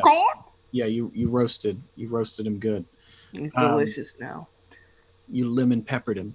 Pruitt, there's a Puerto Rico very close to where we are now. It's very Oh, exciting. Puerto Rico. With the green sauce. You can buy like a whole rotisserie chicken for like $6. It's gotten a lot more expensive, actually. Oh, really? Okay. Well, I havenent been there in a while. Still good. But Still good. still, you go to a place like a fast food chicken place, but it's like an actual rotisserie. Oh, they're amazing. With grilled onions and limes and this spicy green creamy sauce that's so hot and so cool and creamy at the same time. It's so All right, good. I'm getting overwhelmed here. You're making me lust for chicken. Okay, so you missed the guy running away. Yeah. The remainder, he actually is going to run up to the Warforged and start engaging him.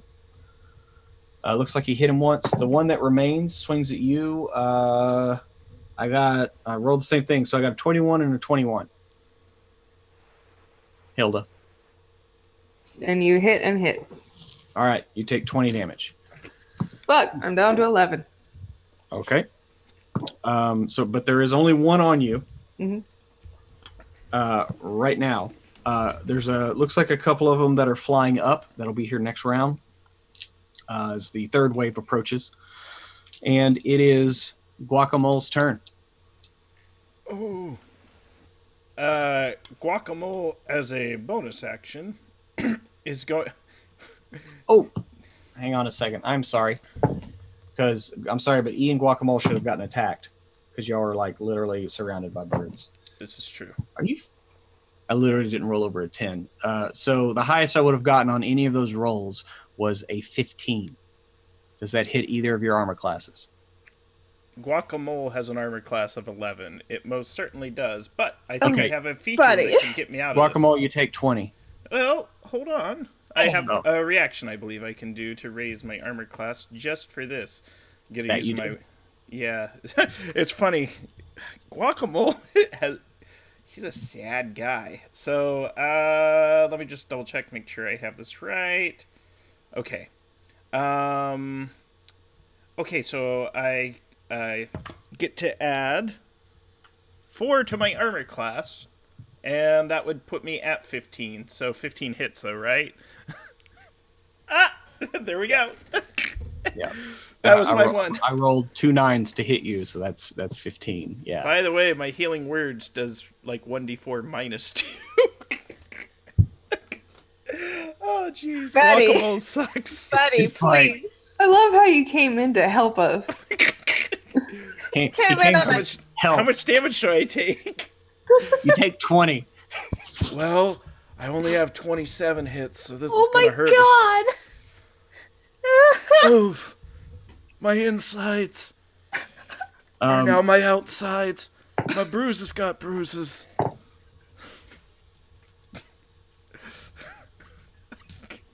Okay. I honestly don't know how Elry's rolling like this. But Elry finishes another panel. And he moves. Now the problem is now the Warforge is tied up with an eagle. So that means there are 2 panels left to do. There have been 4 that have been completed. And all this time, like as the panels are being adjusted, you can hear the engines kind of whir to life, and it's stirred up more of these kind of broken, disrepaired mechanical eagles that have been nesting in here for some reason. But it has severely upset them. And as all these engines are kicking on, and you can hear the gears whirring, and outside you can kind of look through the windows of this building, and you can see the mirrors kind of moving into place. So top of round 4 with DeCool, 2 panels to go, and y'all are dangerously close to being swarmed, just so you know. Possibly next round, as more of these eagles are coming up. I mean, y'all are taking them down, but more are moving up. Nicole, you still have 3 around you right now. Hilda is actually doing the best. She only has 1 on her, but 1 on a Warforge, and then Guacamole has 1, and E44 has 2 on them. But next round, each of you are going to have probably like 2 to 3 more as they're continue to move up these staircases from where the engines are down on the floor up to this control kind of plateau area.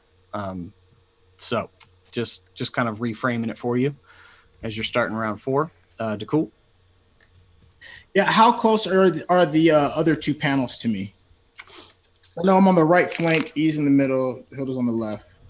Box with Hilda. Okay, so it's the front 2. So literally one of the ones is within a move, like 10 feet away. But you do have 3 eagles that have fairy fog on them. Right. Okay. Surrounding. Okay. Now I gotta attack. All right. I'm going to do an unarmed move to the first one, and then That'll be the first attack, and then let me just do the first one first. Closest to me, 13 and 9's 21. Excuse me, no, 13 and 9's 22. Sorry. And you do have advantage. So that hits. I'm going to do for my second move. Sorry, I'm just looking real quick.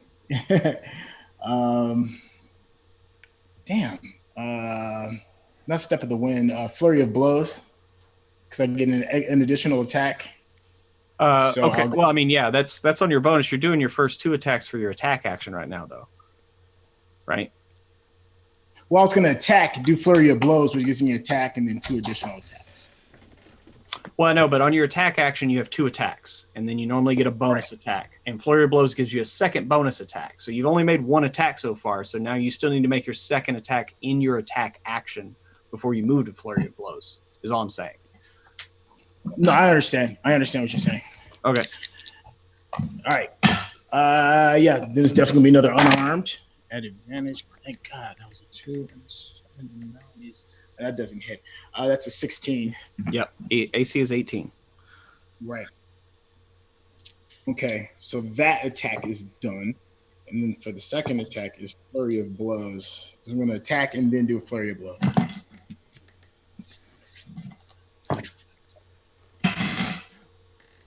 Damn it. That's a 7 and that's a 16. That doesn't hit.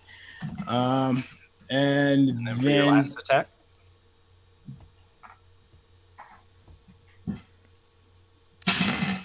Oh, that's a second. Shit.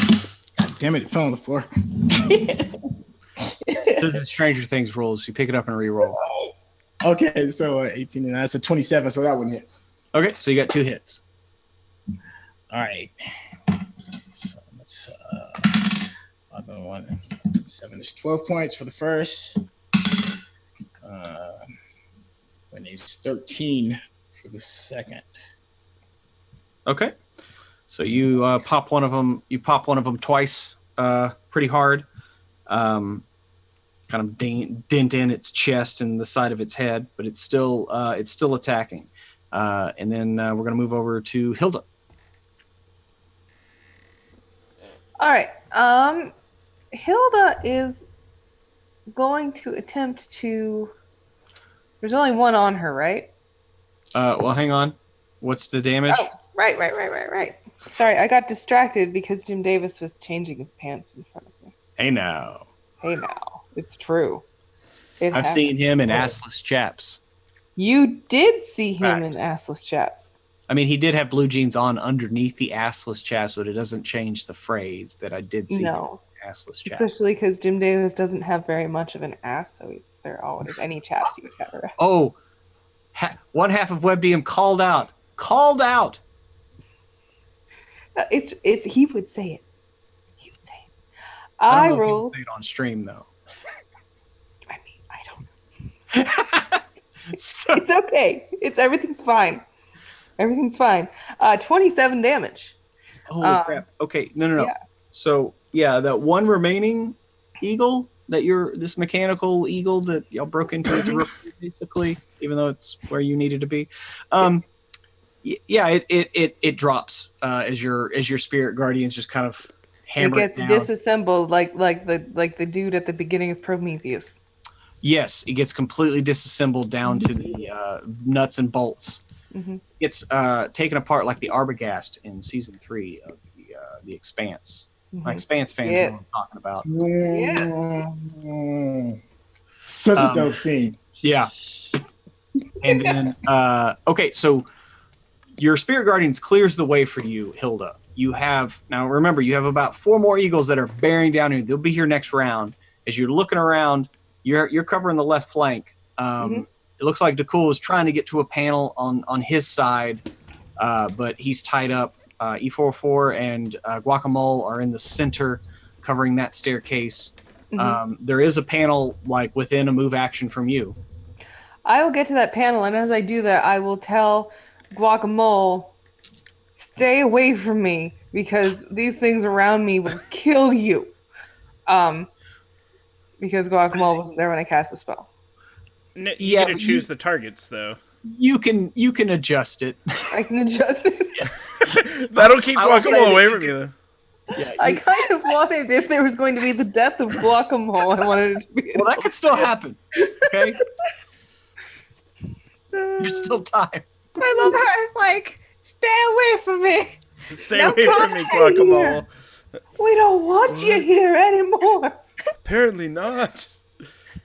So she'll go there, and as she does that, because she didn't actually have to take an action, she's going to try to heal herself up a little bit because she's at 11. You're gonna heal yourself? You're not gonna go for the panel? Okay. I mean, I can move and heal, and then the next round try to do the panel. You Right? get healing word as a bonus action move, and I do. So I action. can do that. Can I do that? If you use healing word as a bonus action, you still have an action to work the panel. I'm gonna work that panel. You can flip switches. I can flip a switch. I've done that before. All right. So she's back up. She's up to 25. Okay. And she needs to, does she get advantage because she's got a thingy? Or Well, it's kind of in the middle of combat. If you didn't have eagles swooping in on you, I would say yes, you could have advantage since you have kind of looked through it. But in order to try to do this fast, it's just a straight intelligence roll modified by your weapons, or I'm sorry, your you know what I'm talking about. my thing that I do. Your tool That proficiency. I do real good. Yeah. Yes.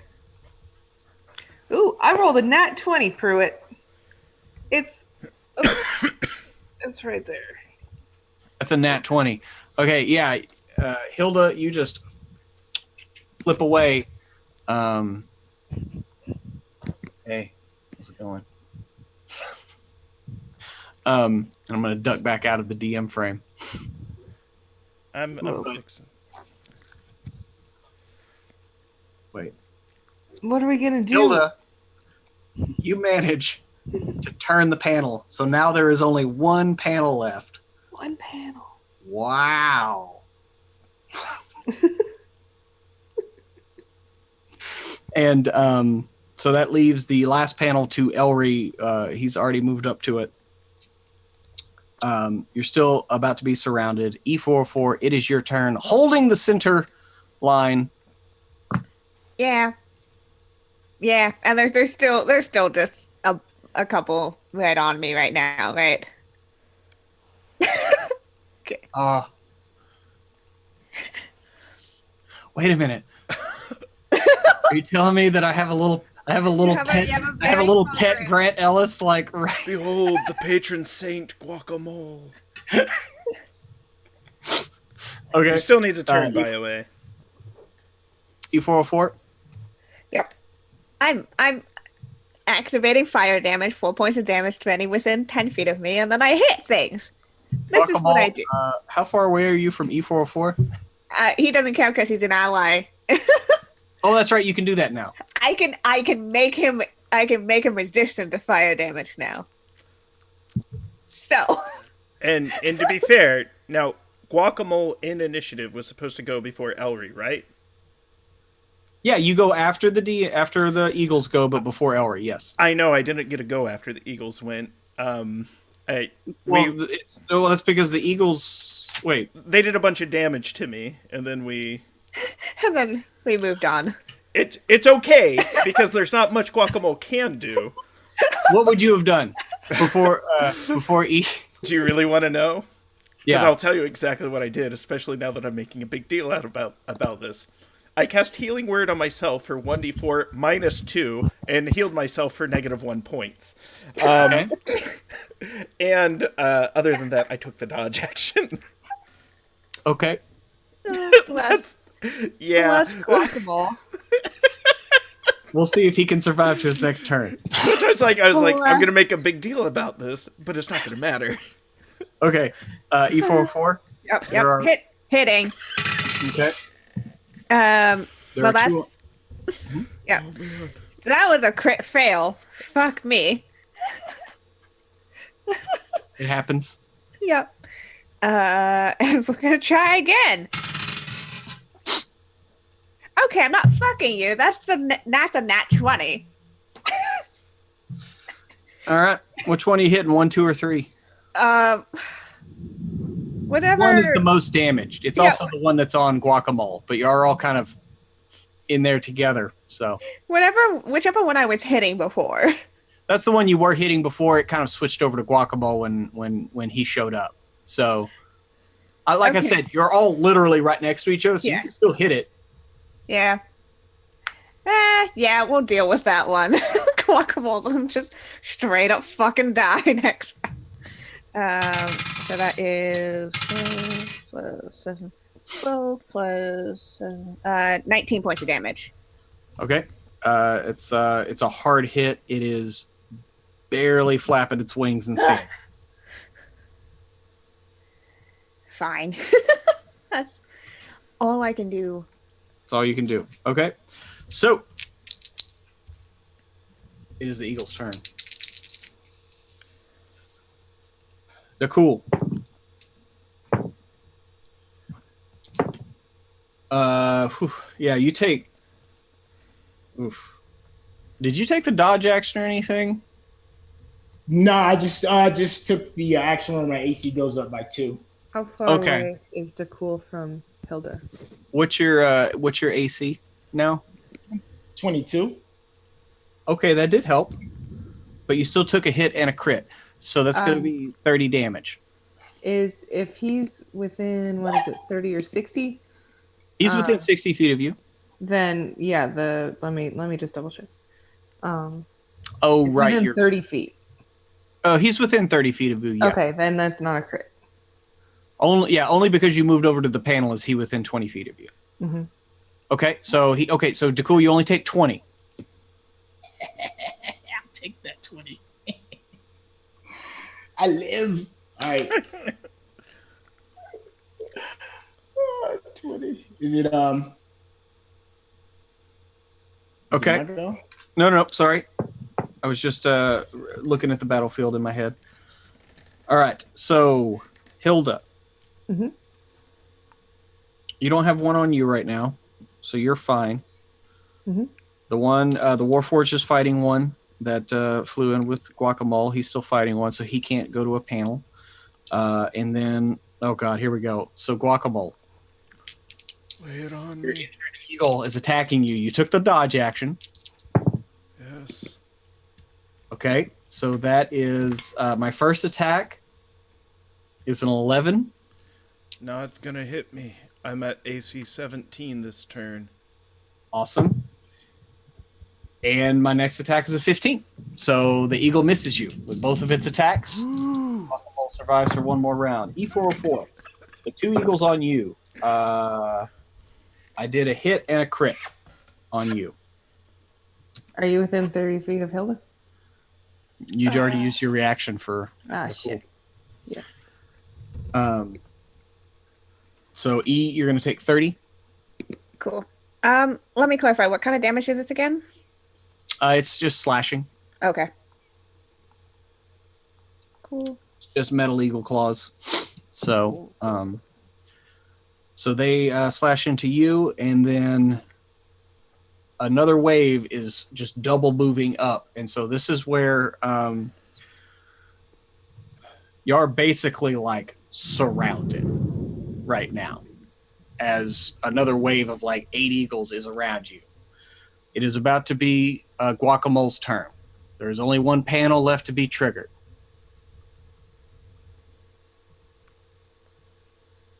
Guacamole. All right.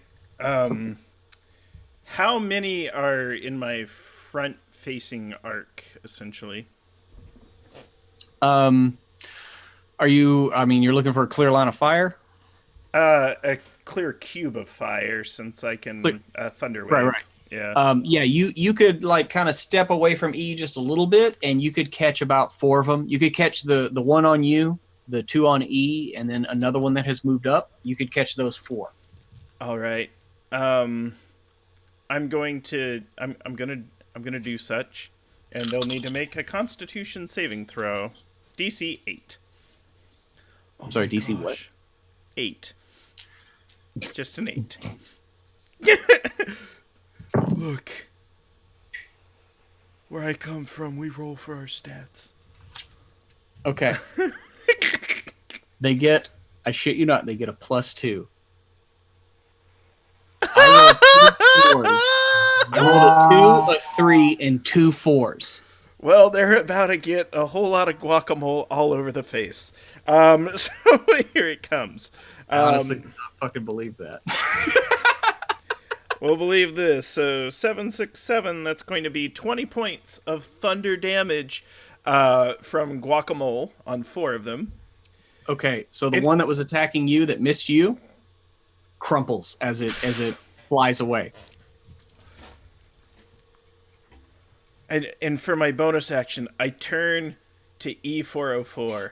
I know they're not ready for this, but I look them in their eyes and I go, "I love you," and give them a bardic inspiration.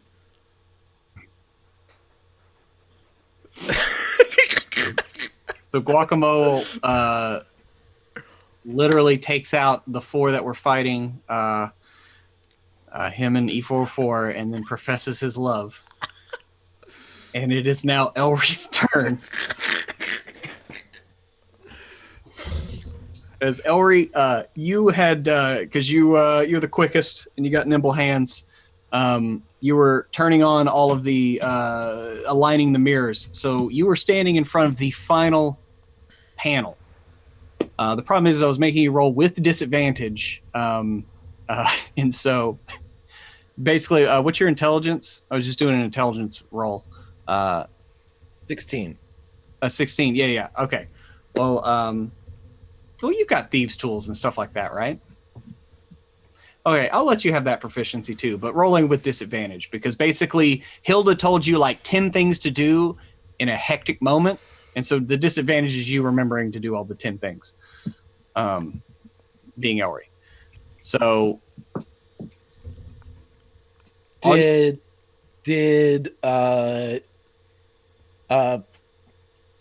Puff Puff hear what Hilda said? Yeah, sure. Okay. Then is there any way that I could reduce the disadvantage and make it a regular roll in that I told Puff Puff give and left-hand side, each of them one of the 10 steps or 2 of the 10 steps. And so we are all telepathically linked. Okay, hang on. They're like my Post-it notes. Okay. Yes, I rolled for them. Yes. For this last one, they're just going to be like, well, just remember, Elry, you got to do the blue, then the red, then the orange twice, and then turn that dial. I rolled in that one, which I got to re-roll, and then I rolled an 8. So everything that's going to give me a 15. A 15? Okay. So here's the thing. I'd actually been rolling really well for you at disadvantage. So you get most of it done. You're almost there. You did most of the steps, but you didn't quite finish it, right? It only has a few more buttons left to flick. And that's where you are right now. And so glad to be back. And so we're glad to have you, Elry. So anyway, DeCool, back top of the initiative. Unless Elry, you had a bonus act. Do you have a bonus action? If it was doing stuff and then saving his friends, he would have bonus action the mage hand to do all the, twirls and whatever he's doing with the alignment, and then attack somebody if someone's going to die. He can shoot somebody. I don't know, but I think that Grant cleared them all out, right? Mm-hmm. I tell you what I'll do. Since I've been using your action and I haven't been using your bonus action for that, I'll give you one more roll, and you can see if you can complete it this round. Because basically it's like if you get a 14 or above, you get half of it done. If you get a 16 or above, then you get it all done. That's 23. Oh, okay. Well, in that case, yeah, you're flicking and your mage hand is right next to you and flicks the rest of the buttons. And as y'all are in this place here, and Elry flicks the last buttons, eagles are swarming around you, slashing at you. You look up, and as the skyforge clicks into place directly overhead, you hear the last bit of the engines whirl and then go quiet. And looking out, I need everyone to make me a reflex save to avert your eyes as all of the light gets projected down from the skyforge and hits these mirrors. And they all shine in on the lens, but the initial flare of light, it just fills this entire place. So everybody give me a dex save. Dex save 22. 16. 15. Okay. 18. 13. DC was 15. Sorry. And so E, you are blinded for, but you only failed by 2, right? So yeah, you're only blinded for a round. But the rest of you managed to kind of close your eyes so you can still see. It's a little spotty. You look around and most of the eagles they're all in various states of disarray and shock as they're squawking and looking to and fro. It looks like most of them got hit with this. And so now it is basically top of the initiative. Everybody but E manages to avert their eyes. And the scene before you is you see that you have a moment, if you want, to try to make a break for it, as this mob of eagles is in disarray. Because you do know there is one last step, which is to actually like turn the engine on, like right at the edge of the lens that is now receiving all this power and is now building up, and you can kind of feel the ground shaking as this thing is charging up. So it is top of the initiative. What would y'all like to do? Would you like to continue fight or try to get out of here? I want to take E by the robot hand and try to guide them out, if possible, since I'm right there. Okay. If possible. I don't think I could carry E, even though I have like no equipment and high strength, surprisingly. Well, I mean, you can certainly try, Sailor. Here, onto my back. My favorite thing, this is all happening in E's murder robot mode. Yeah. He's in murder robot mode, and you can't see right now. Yep. You did roll with advantage, right? Yeah, I did. Oh, okay. Sorry. I got 12 and 12, and then +1. I want to try. Just up over the shoulder. King Kong Bundy it. Well, okay. The thing is, Guacamole's a ridiculous character. Strength's my highest ability score. For a bard? Random D&D Beyond characters. Oh, right. Sorry, I keep forgetting you just hit random. I just hit the random button for Guacamole and randomly rolled their level. They're a 4th level bard with. So Guacamole is going to try to pick E44 up and run out. Let me just run down the line. Cool. What are you doing? Are you trying to bug out? Yeah, but before, how far away is that switch from us? It's out of this building. It's you're gonna have to like hop back on your eagles really quickly. It's not that far away. It would only be about a couple of minutes flight, because you're kind of, again, you're at the 12 o'clock of this ring, and you just gotta kind of go south to the top of the actual lens, receiving all this energy now, and that's where the main control to turn the engine on is. Okay, and I am aware of that everything is done, right? I know. Definitely. You feel the power like thrumming up in your feet. The ground's kind of shaking. You can see that kind of bowl-shaped lens light up, and you can feel the heat of all this directed solar energy. As it's almost just like a wide like shotgun beam that then is being directed back towards the center here. So it's definite that you're pretty positive that it worked. All right, then I'm gonna get the hell up out of here and head towards the door. How far away is the door from me? Because can I get there in one move action? Well, we're gonna basically is everybody's gonna bug out now? Yes.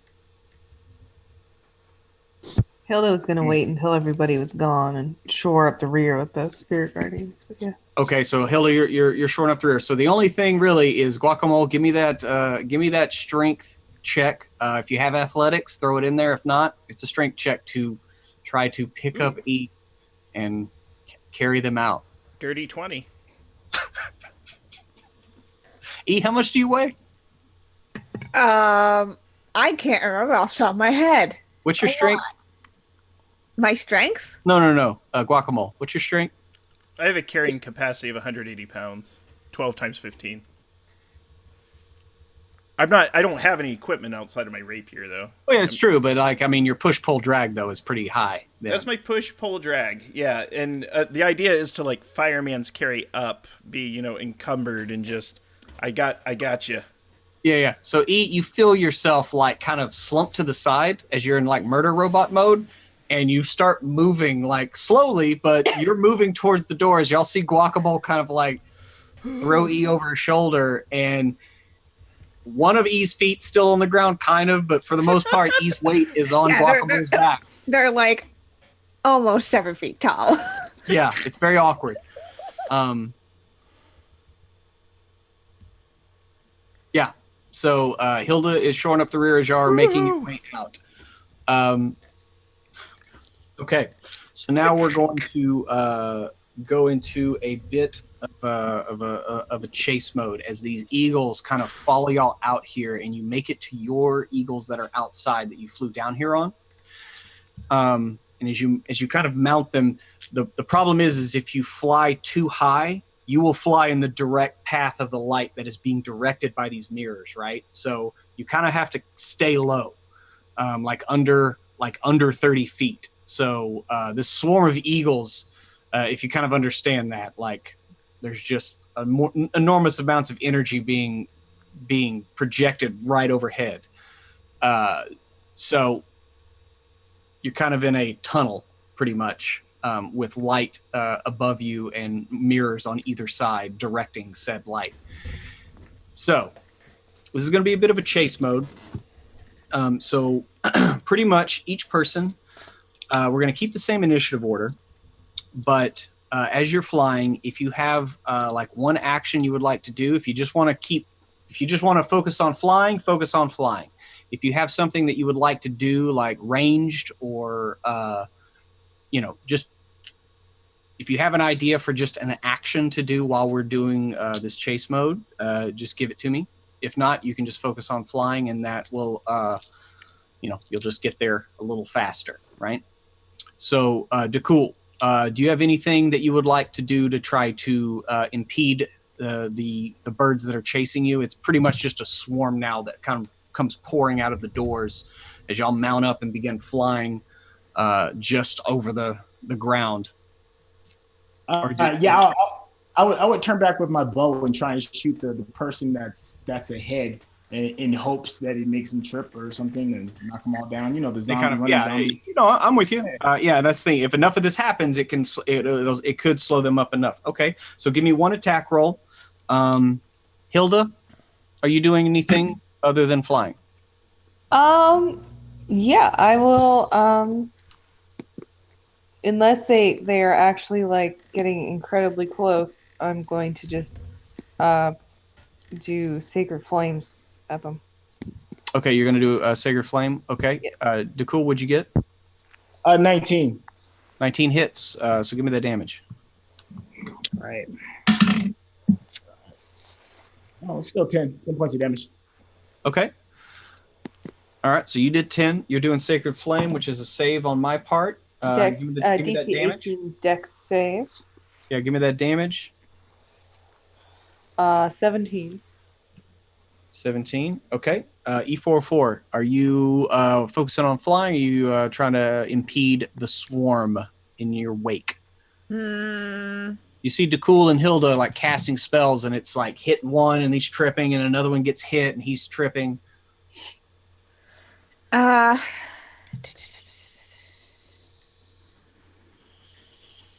E wants to help their friends more than anything.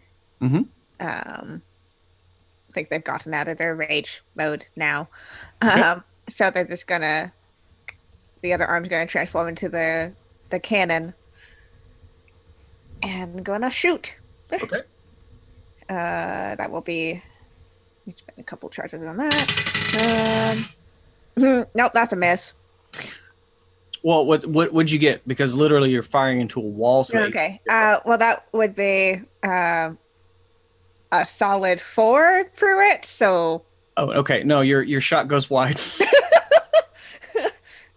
I was gonna say the AC did drop down to like 12. So. Yeah, but then again, because just a bank of like these birds. This is a dex weapon. Yeah. Have that much in that. So we're gonna try to hit again and see how that goes. That is a 7. So no. Yeah, you fire twice and they go wide as you're flying on your eagle. Guacamole and then Elry. Guacamole's going to cast Silent Image to create a duplicate of the eagle that he is riding, and it's going to kind of go slower than us to try to be a decoy should any... It's going to try to draw things to it. Okay. What's your save DC for falling for that kind of thing? What's your DC? 8. That's right. How the fuck do you do this? Okay. Because that's basically like an investigate check, which would be intelligence, which is -1, and I rolled a 7. So yes, a couple of them go for the decoy, which causes a bit of a ruckus. Elry, it is your turn. Do you join your compatriots? Yes. What Elry would do is, as the pursuit is being, or the race is afoot, Elry is going to hide, because I can do so just by ducking behind E404 or whatever it would take. So at some point he's going to hide, and then he is going to cast blindness on whatever eagle is in front, flying point for the group. Okay. The DC is 15. It's a con save, and they have to make it a disadvantage because of... Well, on the first roll it failed, so the lead one fails. And that is the end of y'all's turn, and so you did 27 damage plus a decoy and a blind. So what that manages to do is y'all begin to leave behind the swarm. You manage to just fly faster. You've tripped up enough of them, blinded some. They're out in the light now, and there's literally just like sheets of light beaming overhead towards this massive kind of dome lens, and you manage to gain some distance. They aren't gaining on you. You're leaving them slowly, and after another 30 seconds, 45 seconds, you start to see in the distance the edge of this lens, as it has a like a kind of a border around it. Looks like about a 20-foot tall like barrier that it kind of extends from. And as you draw up to it, you definitely see an external again, this is another like control panel. It's a larger one. It's got a lot of dials. There's buttons everywhere, a large screen that shows that this thing is building up power, and it is almost ready. Its initial charge is ready. So as you get there, I need one more check from whoever wants to try to activate this thing. Multiple people can do it. Hilda, you do have that one Warforged with you. So this will be a couple of rounds unless you have multiple people doing it. So this will be if you have any kind of tool proficiency like smithing tools, just for like engineering, you can do this. I would say Elry, with the help of your triumvirate of flumference, you could make the roll without disadvantage. Sure. Do I get advantage, or is it just a straight roll? It's going to be a straight roll, but you can have 2 other people help you. Okay. I got an 18 for the initial roll. Okay. So Hilda, you start the ignition sequence as you prime the injectors. You turn on the cooling systems, and divert energy to life support and all that fun stuff. as this engine starts taking over the power load from the kind of temporary generators that have just been running the place up until now. And so who else? Elri, are you going to assist Hilda also? Sure. Okay. As Hilda's just kind of barking out orders like flip this, turn that. So you can give me a dexterity check, and you can add in to be like not acrobatics. What would this be? This would be sleight of hand. It's just you got to do a lot of stuff really fast. I mean, you're turning dials, flipping stuff. Bare minimum's 22. Oh, right. It's actually a 28. Oh shit. Okay. So yeah, Elri, you follow instructions to the T as you're going through, powering up engine manifolds, and at this point the entire ground shudders as this lens, which you realize like is the entry point of a giant engine, and you feel the whirl underneath this lens as something begins to spin. A large turbine begins to turn and crank to life as this metal long. It has been sitting still for who knows how long, well over a century, but it starts to shudder to life. In the distance behind you, you can hear the swarm of eagles getting closer. The Warforged is trying his best, but I did not roll very well for him.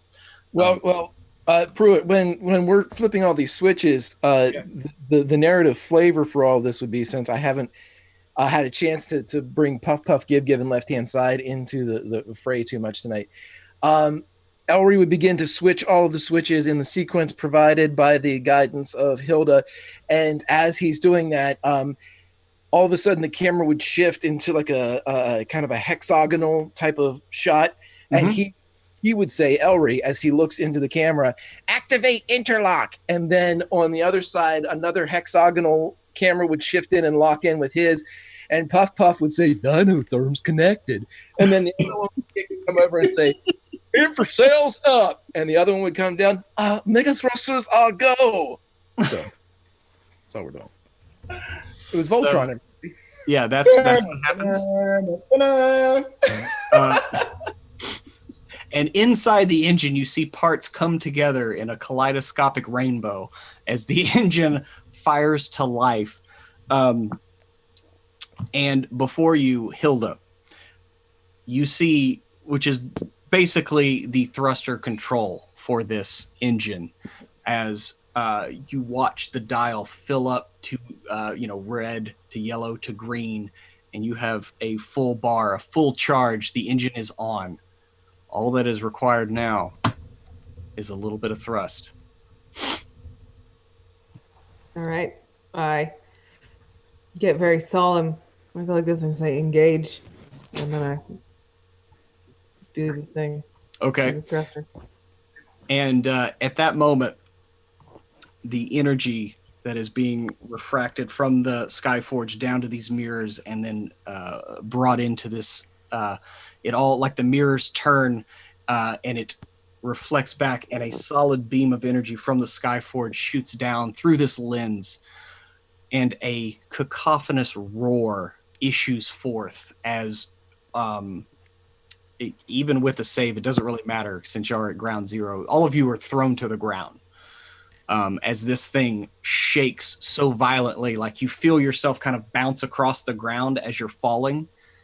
But you definitely feel motion. And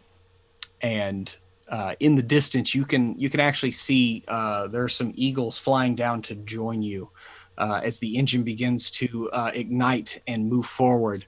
And as the camera kind of pulls away from the engine here, up past the skyforge, and flies past the sun itself, beaming this perfect line of pure white light.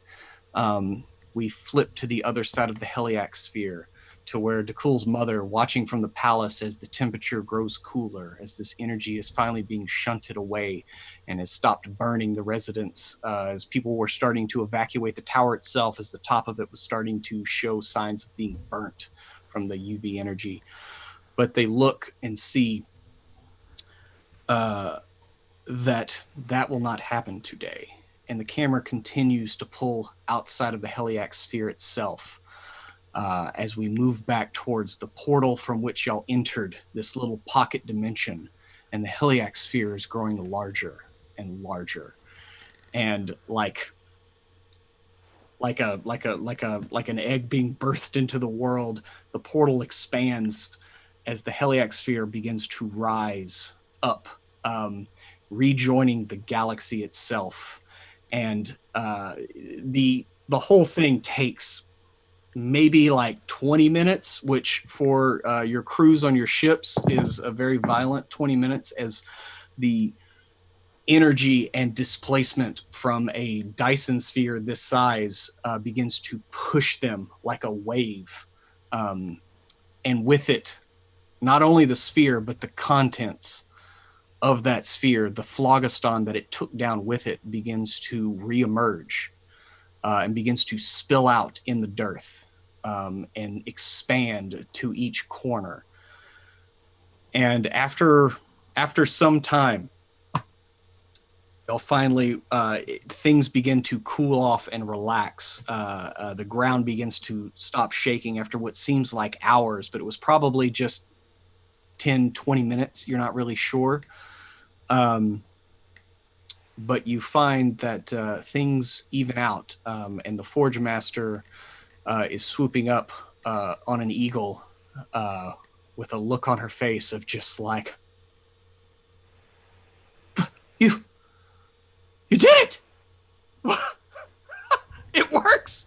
I quite honestly, I did not know if it would. It's a very robust design, but it had never been attempted before. But the sphere itself has ascended. We are back in the vortex. We are. It is a new day. I'm sure the Queen will want to speak with you. But you all are heroes, one and all. Thank you for keeping my life's work from being destroyed. I look forward to finishing it now. Thank you.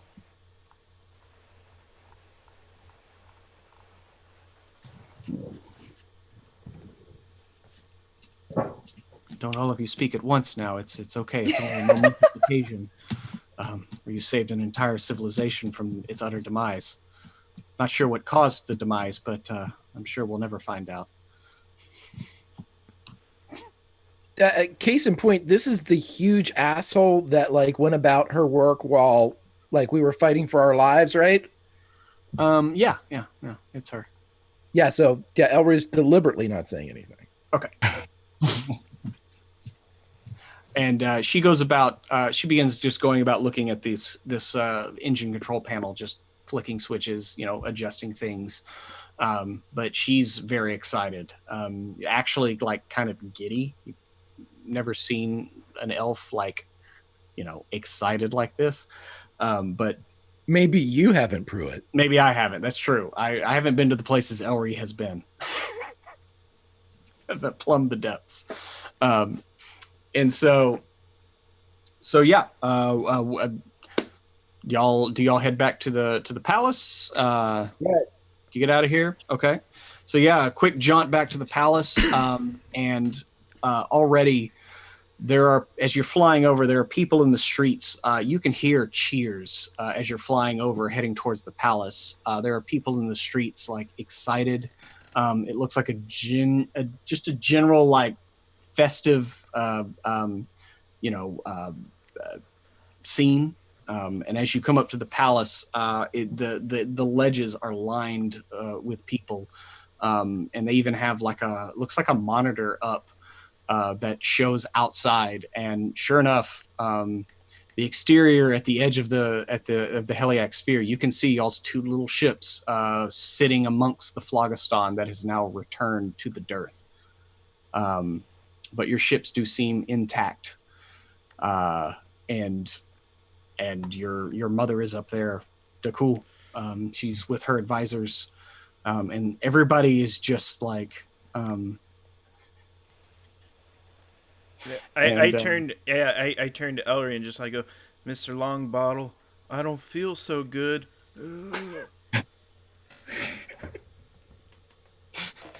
And Guacamole disappears. Did somebody say something? Nobody's sure as he just kind of dissipates into dust and flows away on the wind. Whether fate took him or Akari Suraki took him back to his realm, no one will ever know until Guacamole returns or he doesn't. But that is the mystery and the legend of the one called Guacamole. And as y'all land up here, there is again, everyone here is absolutely ecstatic, save some of the military people who now are like literally already debating like how they want to handle defense.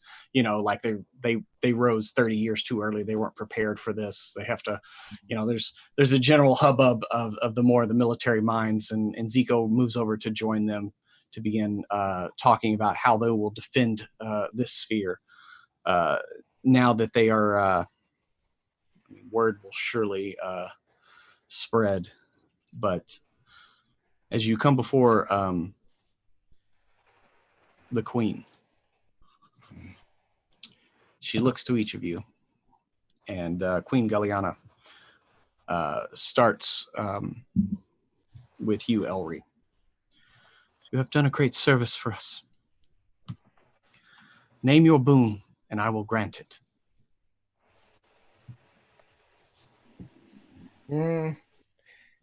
I pass. Whatever helps you out my ship and my comrades. I want for nothing. Well, what a noble young man you are. Remember the generosity and the modesty of Elry Tossbottle. Let it ring into the books of legends and lore of his modesty and humility, of his refusal of great gifts from the queen herself. Thank you. I will take this into consideration. Thank you. And she turns to... If E could raise an eyebrow. For the first time, the corner of E's head kind of... It's very alarming. And it just stays there. No, it doesn't. I'm sorry. But she turns next to E44. Please, without your strength, surely we would have perished here today. Name a boon, and I will do what I can to grant it. Yes. Again, we're speaking to the character that doesn't have any monetary value, or no concept of monetary value, and no real concept of like any of this. And so it's just like, I suppose if there are ways to possibly upgrade some of my parts, I know there are plenty of Warforged around that we could talk to. I would appreciate that. Oh, I don't see that would be, yes. I mean, that's the least we can do. We craft many every day. I'm sure that we can. I'll let you speak to the engineers. Yes, it is granted. Thank you. She turns to look at Hilda. Well, you have already earned that armor that was given to you. Name a boon, and I will grant it. Well, I didn't get a chance to ask the Forge Master about her progress on repairing our ship. But if it is not yet repaired, I was wondering if she could help us complete that. And if it's not too much to ask, I want a tailor bot and a hair bot for the Dawn Rose so that we don't have scrubby pirates anymore. So a fix on your ship and 2 Warforged to take with you. Yes, please. Yes. Would you would you want the autonomous Warforged? I know that there are many amongst the Incorporated who wish to remain. And I've already discussed, and I will allow them to retain their personhood. They have helped build this sphere, and they can continue to live here in perpetuity. We will make adjustments to make it so.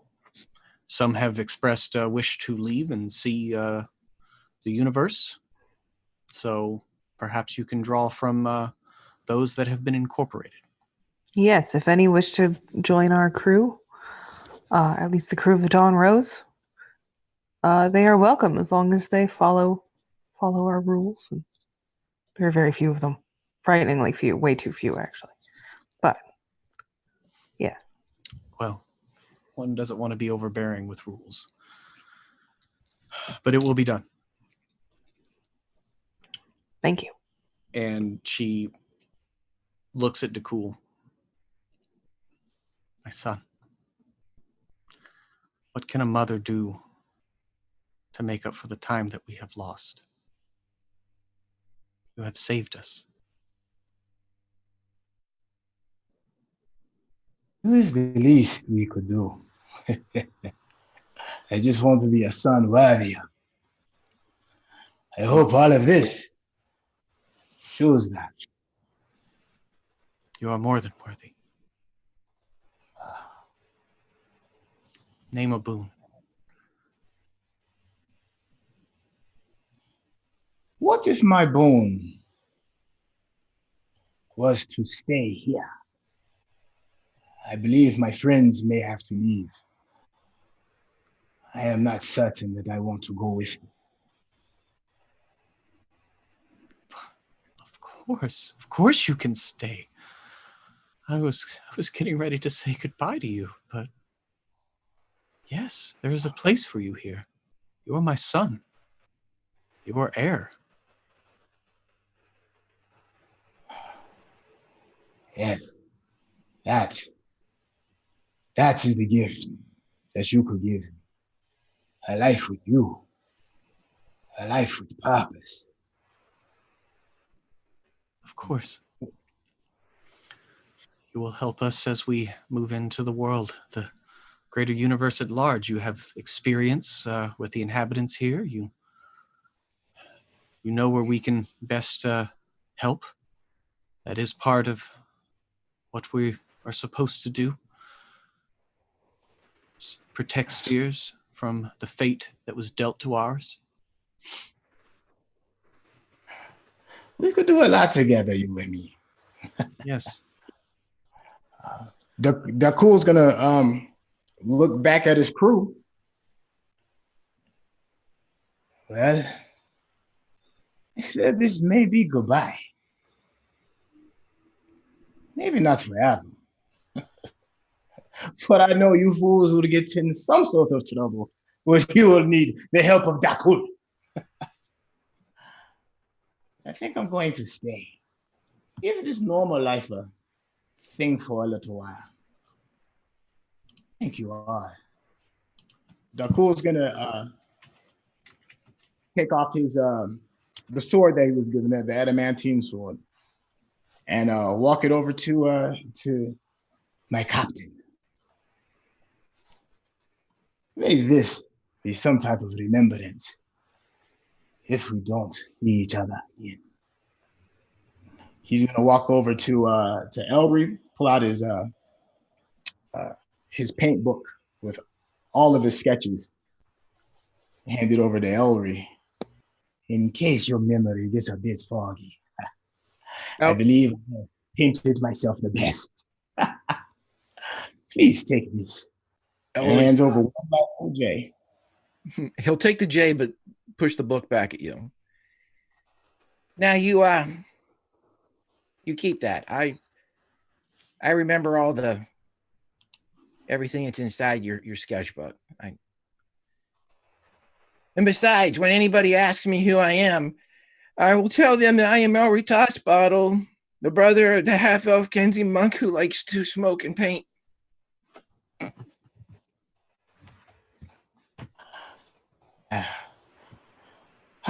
This is more difficult than I thought.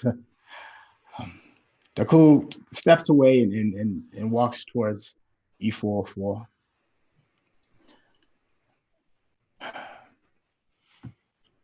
Takes the sword out with the gem in it.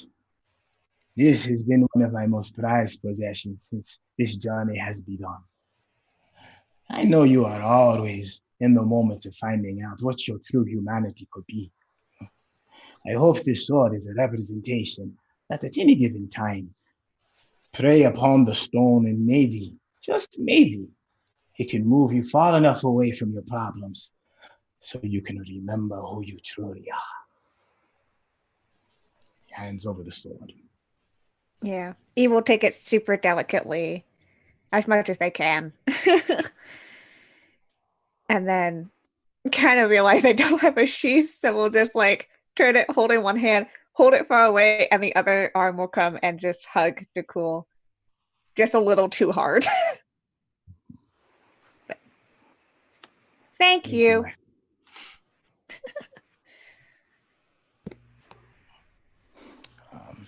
Dakul's gonna look at his friends and soak it in and look at the surroundings. A whole new situation.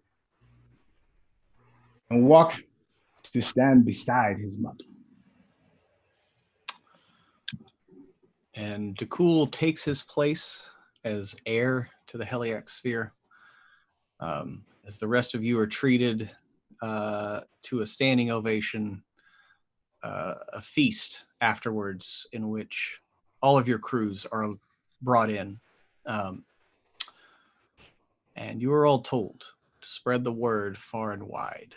Any sphere that requests protection or assistance may call upon Heliax, because that is the mission. And to any who seek refuge, they have room within their walls.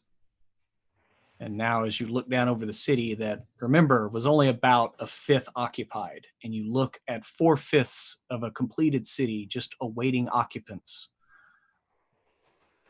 the Queen says, please, tell them to come. They have a place here. And we can protect those who cannot protect themselves.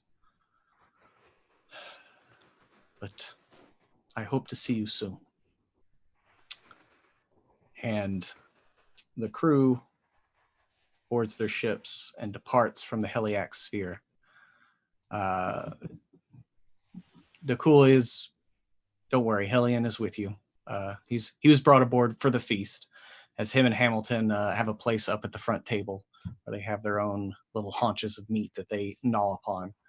But yes, the crews of the Dawn Rose and the Drift Lord then depart the Heliax Sphere as it, still uncompleted, but fully rejoined the Vortex. And that is where we will leave off this chapter of Starward Bound. And first off, I just want to say that was freaking awesome. Yay to cast and crew.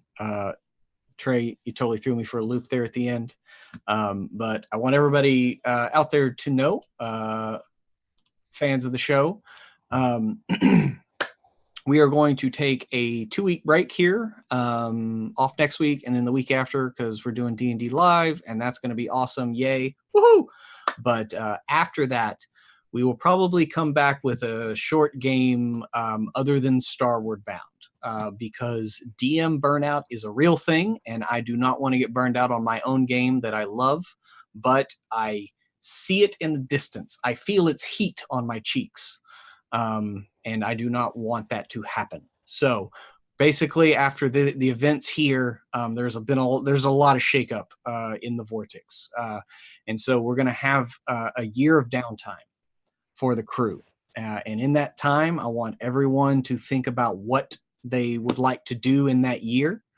Y'all each have, Hilda has a ship, E has a ship, Dakul's staying behind in the Heliax Sphere. As it begins to, and as the ships pull away, you see the Heliax Sphere rotate and a giant engine on its back begin burning away and moving through the vortex as it is now a mobile sphere. A little bit larger than a moon. But anyway, so think about what you want to do in that year. And then when we come back, we will discuss that. But in the meantime, like I said, we're gonna take a small break, play another game, whether it's Cypher System or Call of Cthulhu or something else. I just want to change gears for maybe just a couple months. I'm thinking something between like 8 to 12 episodes, just to shake things up, because I think it would be fun. But let's go around to cast and crew, see how everybody enjoyed it, see what's going on with you on the internet, and yeah. So reverse order as always. Greg, how are you? I couldn't be here at all tonight, so I'm going to pass on all this. I love everybody. Can't wait to see everybody again in a couple weeks. Chat, you're always awesome, and we'll see you then. Awesome. Trey, dude. Yeah, I'm sorry. I just really enjoyed that. That was just really cool to me. I just had to take a moment, let it kind of like soak in. It's like watching the beautiful sunset. You know, you just kind of got to just sit back and be like, yeah, that's pretty dope. I'll say this though, man, I'm not wanting that beautiful brain of yours to get frazzled. So a break is a beautiful thing, man. Rest is a beautiful thing, and I can only imagine what is going to be concocted in that batch of madness you got going on in there. So I know I will be picking my feet up for the next couple of weeks and pondering deeply on the musings of Dakur in his new environment. That could be dope too. Yeah. So thank you everybody for tuning in. Beautiful cast and crew as always. You all are my therapy. I am so grateful. Thank you all. Alrighty, Emma. Oh, way to throw us a curveball at the end there, Trey. That was so sad and poignant and good.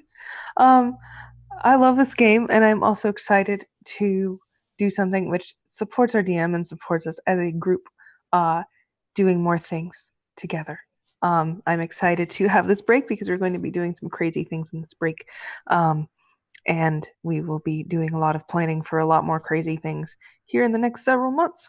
And but I'm super excited to get back to our regular Tuesday nights where we do something new and fun. I'm the communications director for WebDM. Keep a lookout on what we're doing on Wednesdays. We're not doing the super funny one this week, but this week is going to be about backgrounds in 5th edition D&D tomorrow. So please go watch that. It's going to be great. And see us in D&D Live in a couple weeks. And we're doing Teenagers from Outer Space with me and Kiana and Greg on Saturday morning, and I'm super excited. Yes. Sweet. Mm-hmm. If you want to come over and play over here, you can. Just so you know. Please, for the love of God, let me do. It's really early in the morning, but yes. What time? I don't know. 9:30 Eastern. 8:30. 8:30. Oh no, my cats don't let me sleep past 7:30. So yeah, I'll be up. Sweet. Monk's an asshole. Y'all love him because you don't live with him. Mm-hmm. I have a 2-year-old. Oh yeah, it's kind of the same thing. Yeah, totally. And Kiana, the Miss Graduate, and here in the real world doing. It's what comes after now, right? Doing adulting things. That's what it is. And also all the game things, because I'm addicted and I gotta put in my life somehow. But yeah, man, those were like sudden feels at the end. I was like, oh, my heart. Mm-hmm. Ow. But it was very good. And man, a whole year in game of downtime, it's going to be real interesting on how the characters are going to be different, the group dynamic is going to be different. But I'm excited to try out some new stuff, do some cool new things, and keep playing with this lovely crew, because it's always a blast on Tuesdays getting to do this. Yeah, so you guys can find me over on Twitter at KennaS, best way to figure out what I'm doing. Because I'm all over the internet doing all sorts of game stuff, whether that's streaming or writing stuff or all sorts of other things. So Twitter's the best way to hit me up. Like Emma mentioned, we have Teenagers from Outer Space, our monthly series of teenage alien shenanigans. It's pretty great. That's this Saturday at 9:30 a.m. Eastern. We are doing Battle of the Bands. And funny enough, these kids pissed off the band kids last episode. So it's going to be fun. It's totally not going to come and bite them in the ass later. Not at all. God damn. And backstage chat is always going to break me. Damn it, Greg. That's just gross. Oh, come on, Emma. It's just real gross. It's just real gross. Y'all need to stop being It's mean a problem. Templeton Ledbetter's. It's a genuine problem. Well, why'd you raise him then? You could have just left him. Anyway, so that's that. So now I'm just gonna not look at the chat. I'm just gonna I can just make it go away. There we go. Sorry. Everyone, I'm Pruitt, one half of WebDM. I absolutely love this crew, and I want to do right by them. That is why I decided to pitch this forward, because I do want to finish the story that we have started here. There's a lot going on in the background, and I want to attack it when we get back. But yes, we will take a short break, 2 weeks, and then we'll be back with a little something. Probably session 0, just kind of break it in. But until then, you can see me on Encounter Roleplay tomorrow, where we're going to start session 0 of our cult game, Divinity Lost. So I'm excited about that. And then on Fridays, I get to play in a Judge Dredd game. So check that out over on Encounter Roleplay, because that's freaking awesome. And then keep an eye out. We'll be out at D&D Live in 2 weeks or a week and a half. So I think our time is on Sunday. And 11 a.m. Pacific. 11 a.m. Pacific on Sunday is our time. I forgot what channel it is, because there's 4 channels this year. Yep, there are 4 channels. I'm Yeah, moderating on like a couple. I think Twitch we're on dot- 3. Yeah, twitch.tv/live3. Yeah, D&D Live 3. So yeah, look out for that. We have a little special surprise that we're getting cooked up for our time on Sunday. So I'm excited for that. And until then, check out our sponsor, Tabletop Loot. WebDM15 gets you 15% off dice, mugs, t-shirts, things like that. And that's that. So Grant, are we gonna raid somebody? He asks the ether. Okay. Back over your shoulder. I'm back, guys. There it We're is. gonna raid So Laugh- yeah, Laugh everybody hang Lindy. out. Well, Emma says we should raid Lindy. So Yeah, we're gonna raid Lindy. Trav's over there playing. So yeah, we're gonna raid that. Hang around, and as we always say, may the dice ever roll in your favor.